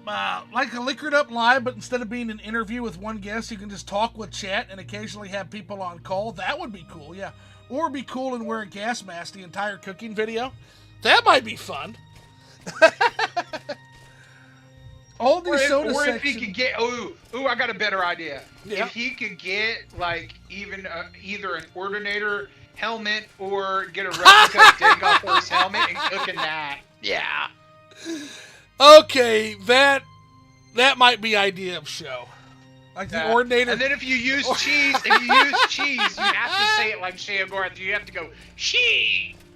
Oh my god. Oh my god. That would be so great. Oh, okay, that's pretty good. That's pretty good. You have to find somebody to make you like a Dagorath mask, though. Do I want the Ordinator helmet or the Dagothor mask? What do we think, chat? I don't know. If you wear the Ordinator helmet, you gotta say scum after every line. Listen up, scum. I'm gonna show you how to properly. All right, so next, we want the trick to a good omelet is making sure that you constantly stir the eggs. Scum. Don't do exactly as I say. You are Scum. filthy scum, and you will be arrested on sight. Okay, so and executed until next video. Goodbye, scum. Okay, so we're gonna cake, Ring of Surroundings, Soul Drinker, Fat Loot, Cloud Cleaver, Boots of Blinding Speed, Centurion Plans. He does the Dagoth one. There's got to be cuts in the video where he's cooking where he's flexing. There's this guy on TikTok. That's pretty His name funny. is like Scotty K Fitness, and he's like really buff, and he shows you how to make these like food videos, and he's always flexing and doing handstands in his kitchen off his fridge and stuff just for like a second. You see it and it's hilarious. His cooking videos are hilarious. 6. He's like 7. Put the Okay, food guys. in the bowl. We need 2 more. We need 2 more Dance in the Fires. We need 3. Or no, we got 1, 2, 4. We need 3. and we need 5. 3 and 5 on the Dance in the Fire, and then Phil gets to read the whole fucking story. We're almost there. And then he's like, while this is cooking, clean up your effing mess. Take the marksmanship. And he always lesson, says in his videos, he's like, F V-Shred. He hates that V-Shred guy. Why does he? Is there a beef between him and V-Shred? He's got a who big Mario stash too. He's freaking hilarious. Who is this guy?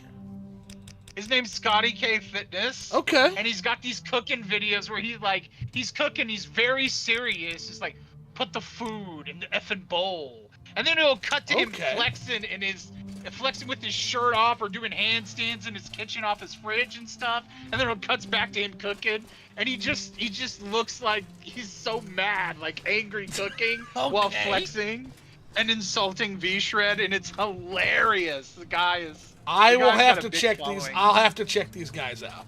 Yeah, for sure. His name is Scotty K Fitness. He's funny. He's really funny. Look here, my phone has died, so let's take a look at the chat real quick. The Dagon Third would be kind of funny, but we got to get it. The Coke. Let's see. We need Aldi soda section has some weird ass shit.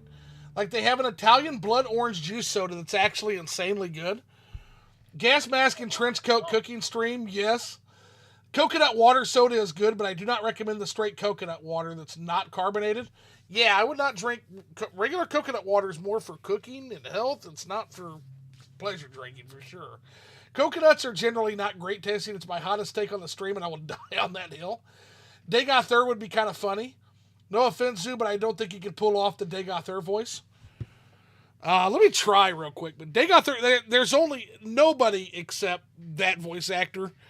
And the AI that seems to steal his voice all the time can do the Dagon Third voice. But welcome, Moon and Star. Come, Nerevar, come. Through fire and war. That's as close as I can get.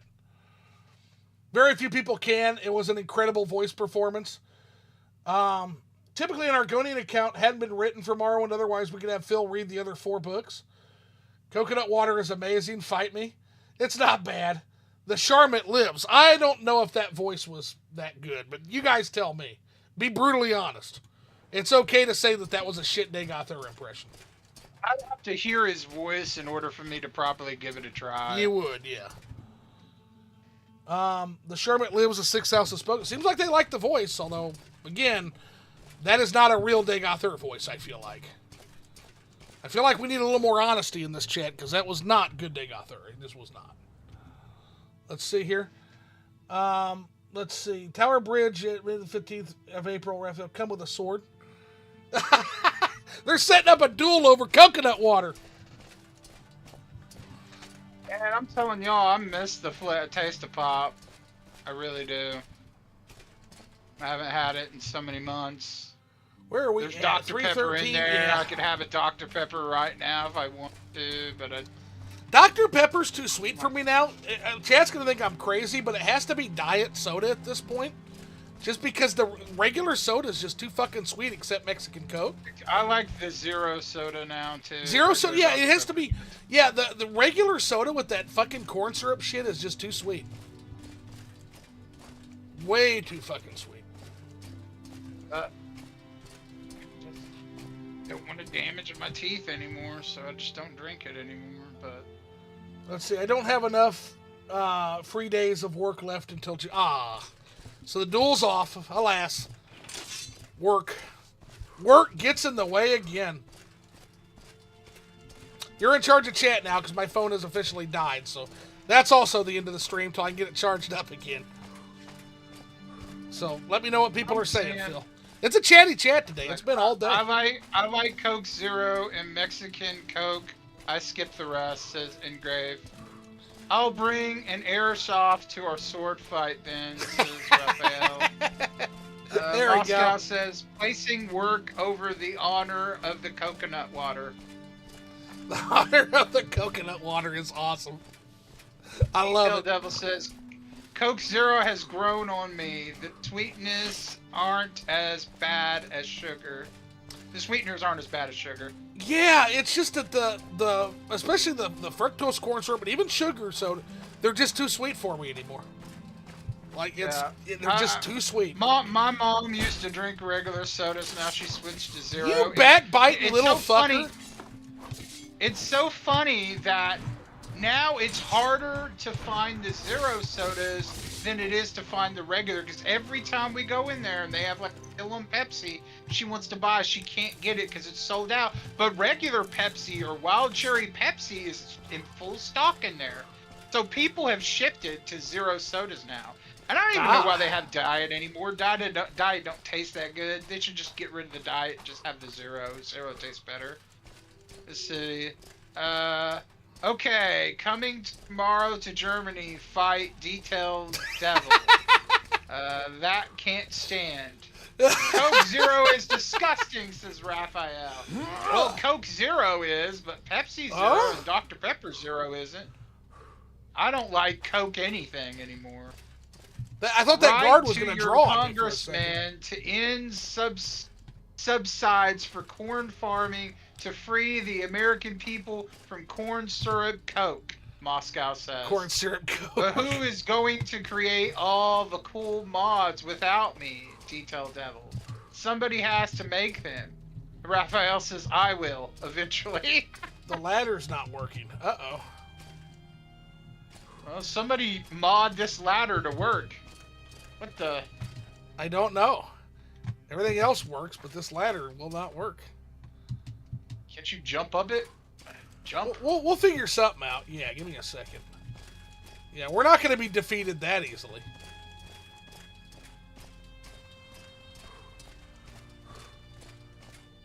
I'll only take 10 years per mod.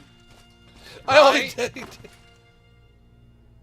Okay. Zoo, we will not judge you for using toggle collision due to a bug.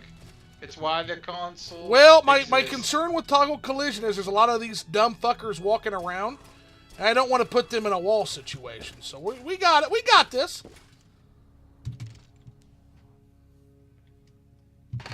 He's doing his best Spider-Man impression. Yeah, we got this, man. We're home. Alrighty. Before we start fucking around with inventory, always save scum. Boom.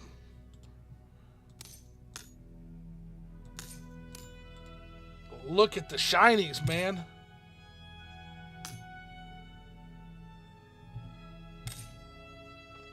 Detailed Devil, what does it say? TLC on OpenMW only affects the player. Another OpenMW win. Smiley face. OpenMW has collected the wins, and like I said, now that I've dropped a lot of the crafting mods and the painting and stuff, and I'm going more purist, there's not much tethering me here anymore, although I'll always come back for painting occasionally, but this will likely be, as I stated, this will likely be my final Morrowind script extender stream for a long time, because I think I'm going to work with Moscow, and I think it's time. I think it's time to get rocking and rolling with. I think it's time to get with the times, old man. You know, I think we're gonna do it. We're gonna do it. That's what she said. That's what she said.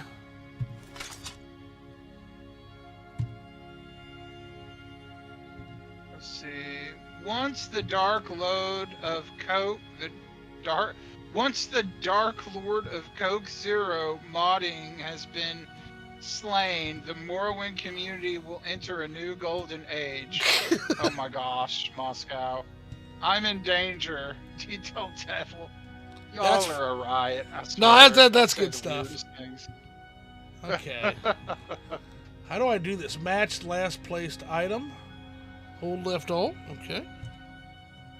There it goes. If Detail is defeated in honorable combat, Markov will finally be completed, and Malachor will do the full release of Azorian Isles. Azorian Isles, when that thing finally gets done, that thing's gonna be incredible. Like the loyalty one. I never got the infighting between Vanilla Wind and OpenMW, although it's difficult to turn down Me OpenMW neither. with all the features it's adding. I think we've got two fantastic engines that are a great canvas for modders. I never got the infighting either. Like, I use Morrowind Script Extender because I'm an old man who doesn't like change. That's the only fucking reason. But it doesn't mean that OpenMW engine is not fucking incredible. There's literally a Bard mod right now that lets you compose songs and play them with a band. Wow, that's cool. Sax is being a pain It's in the script fucking extender dick. that keeps people on old wind. There's a couple of things it can do that OpenMW can't yet. What are those things it can do, Moscow? Morrowind fans are generally old men. Well, I mean... Yeah, well, I get that. A lot of Morrow Zoomers, though, so I'm told. I would love to put that on the actual cabinet wall surface. We're going to do this. There's a way to get it spun around that way. Extended scripts mostly, Phil. We are old men at heart, Raphael says. If you consider 32 years old as old. Hey, I'm turning 40 this year, bud, so... The loyalty one. I don't really feel old. I'll tell you that. I'm 28 and I feel old. There it is! Gosh. There it is! That's what I was fucking looking for right there.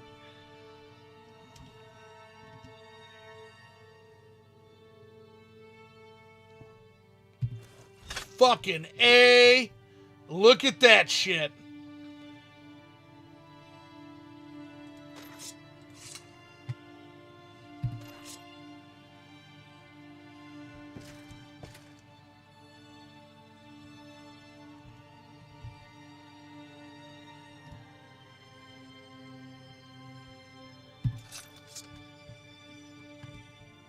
Just having fun decorating. Yeah. See, women aren't the only interior decorators. Men just gotta have ones that's about like swords and armor and helmets and stuff. So cool my thoughts on that is that men go through a period where, you know, the beanbag chair and the TV on the floor works for them for the early life. But eventually you want to have the cool crib with all kinds of cool shit on it, right? So I am definitely in the cool crib stage now. For sure. In my personal experience, a lot of Morrowind fans in this day and age are actually quite young, though that may just be my social... Oh, it cut out. I didn't get to finish reading it. Oh. Time to make you all feel old. I was born in 2006 and voted 2 years ago. Yeah, now you... Mission accomplished. Moscow. Mission accomplished, buddy. We need to make sure that you can even legally drink, okay? Like, yeah. We're gonna check you little baby Moscow. You baby! Wee baby. I got into Elder Scrolls later on in life. At the time Morrowind was released, was too young. I much preferred my console shooters. Yeah, it seems to be a lot of the youngins just want to play the shooters or the PvP. I get it. I mean, I definitely get it. Different times. I can legally drink because I was born in the country with freedom. Moscow. Man, Yes. that's poking the American freedom right there, ain't it? Yeah. Here in America, you're not too young to be drafted, but you're too young to drink. Yeah. One of the first things my fiance did was accidentally drop my sword stand and then bought me one for the wall, full well knowing I'll never get around to it. Raphael. I can cross the road whenever I please and get drunk at my cousin's wedding at the age of 16. Now that is a little wild. What's the age consent for marriage there? Now I'm kind of wondering. It's like, oh, you're 15, you can get married. Yeah, I hope not. Okay, Raphael says, or when asking where I could place it, not wanting it anywhere in sight. These days, I much prefer games with deep mechanics and stuff I can spend hours in. Yeah, the lofty one. I agree. Like, I'm so tired of the AAA game industry. Me and Zoo both are. The lack of care. I mean, we have played some killer indie games that has so much depth and heart, and some of them will never get the praise they deserve because of the themes and the nature that they have in it. Like Fear and Hunger. Those games are incredibly Fear and Hunger is detailed awesome. with so much going on in it, and such dark themes. It's almost like an RPG that takes place in the world of Berserk. That's the best way I can think of Fear and Hunger. A bleak, dark, violent, terrible world that you would not want to live in. Big ass fucking book, man. Would you say that's a great assessment of Fear and Hunger? If I had to compare it to ain't nobody want to live in the world of Fear and Hunger, man. It's like the world of Berserk, but an RPG, like a Souls-like turn-based RPG, where it's totally wants you to die 1,000,000 times. I thought a lot of people do want to move the age of consent up to 18, since it's 16 is a bit young. Oh wow! So they do have 16's marriage ridiculous. Do have marriage at 16 is no. That's ridiculous. Yeah, get that. Gotta pump up. Gotta pump up those numbers. Yeah, you gotta at least. Let's see here. Alrighty, well I think I'm gonna go get something to eat once we exhaust the rest of this chat. Okay, let me finish reading them. Yeah. I want to know that my cousin wasn't getting married at 16. 16 is just the age you can drink here. Oh, okay, Moscow, I understand. Beer or 16 is great for that's a perfect drinking age. I'm good with that. I played and rounded a game I played and refunded a game a couple of days ago called Crystal Theater of Idols. Thought it'd be a cool game, but it ended up having yellow paint, treating the player like an idiot and insufferable. Yeah. Guys, go watch that video in Grade posted. Go watch the video. Hold on. Morrowind. If Morrowind was a AAA game, go watch that video in the Discord. It's fucking awesome. Dude, watch the one I posted. If Resident Evil 9 was made by Bethesda, it's funny. That'll be good. I love that channel because they do a lot of them. But yeah, Darkside Phil was playing Resident Evil 9, and there's like yellow paint telling him to go somewhere else, and he's like, "This game is so stupid. I don't know why I can't go through this door. This game is just terrible and terrible with directions telling you what to do." Okay, well, the house to our ladders broke. That's fucking great. But also says, though kids getting alcohol at young ages, then even that is a big problem here. Actually, super common in Europe, Google tells me. I'm pretty sure DSP is just an act at this point. It's gotta be. It can't be real. Whoa, this is kind of. I don't know if you want to share some of that, Moscow. That's a bit too personal, buddy. I don't know if I should read that. But, yeah, let us know if you're okay with us reading that, because we don't want to share something.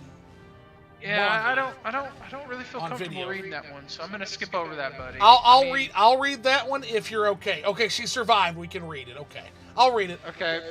My sister was an idiot and almost died of alcohol poisoning when she was 13 after paying someone to buy her a bottle of vodka. She survived. Yeah, okay. That's terrible, man. Oh. Yeah, that's. Praise the Lord, she survived. Yeah. That's... No, I'm glad to hear that. My thing is that at that age, your body is still growing and developing, and I don't drink. It's just not me. I've had a few things. I don't really care for it. But your body is still growing and developing, and I don't think you need to be drinking like coffee and chugging beer and all these things while your body is still developing. Right. Yeah, it's... Real quick here, let's go ahead and give him his index. Wonderful work as always. Here's your payment. Next, the Valenvarian Propalion Index. My sources tell me the index is somewhere with the Urshalaku Ashlander tribe. Ask around and maybe someone will recall where or who has it. Which we're going up there for the Silt Strider quest anyway, so All right, the next quest that's going to drive us forward, guys, when we come back tonight. Well, it looks like we're going to Urshilaku camp. Urshilaku.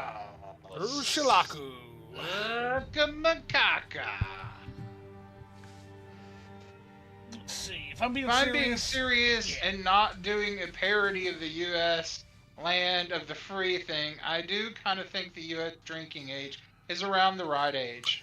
That's when your brain is mostly done developing. Yeah, I can see the point for that. What I would like to see, actually, is I would like to see a comparison, adjusted per population, the car accidents that happen in the UK versus the traffic accidents that are DUI related in the United States.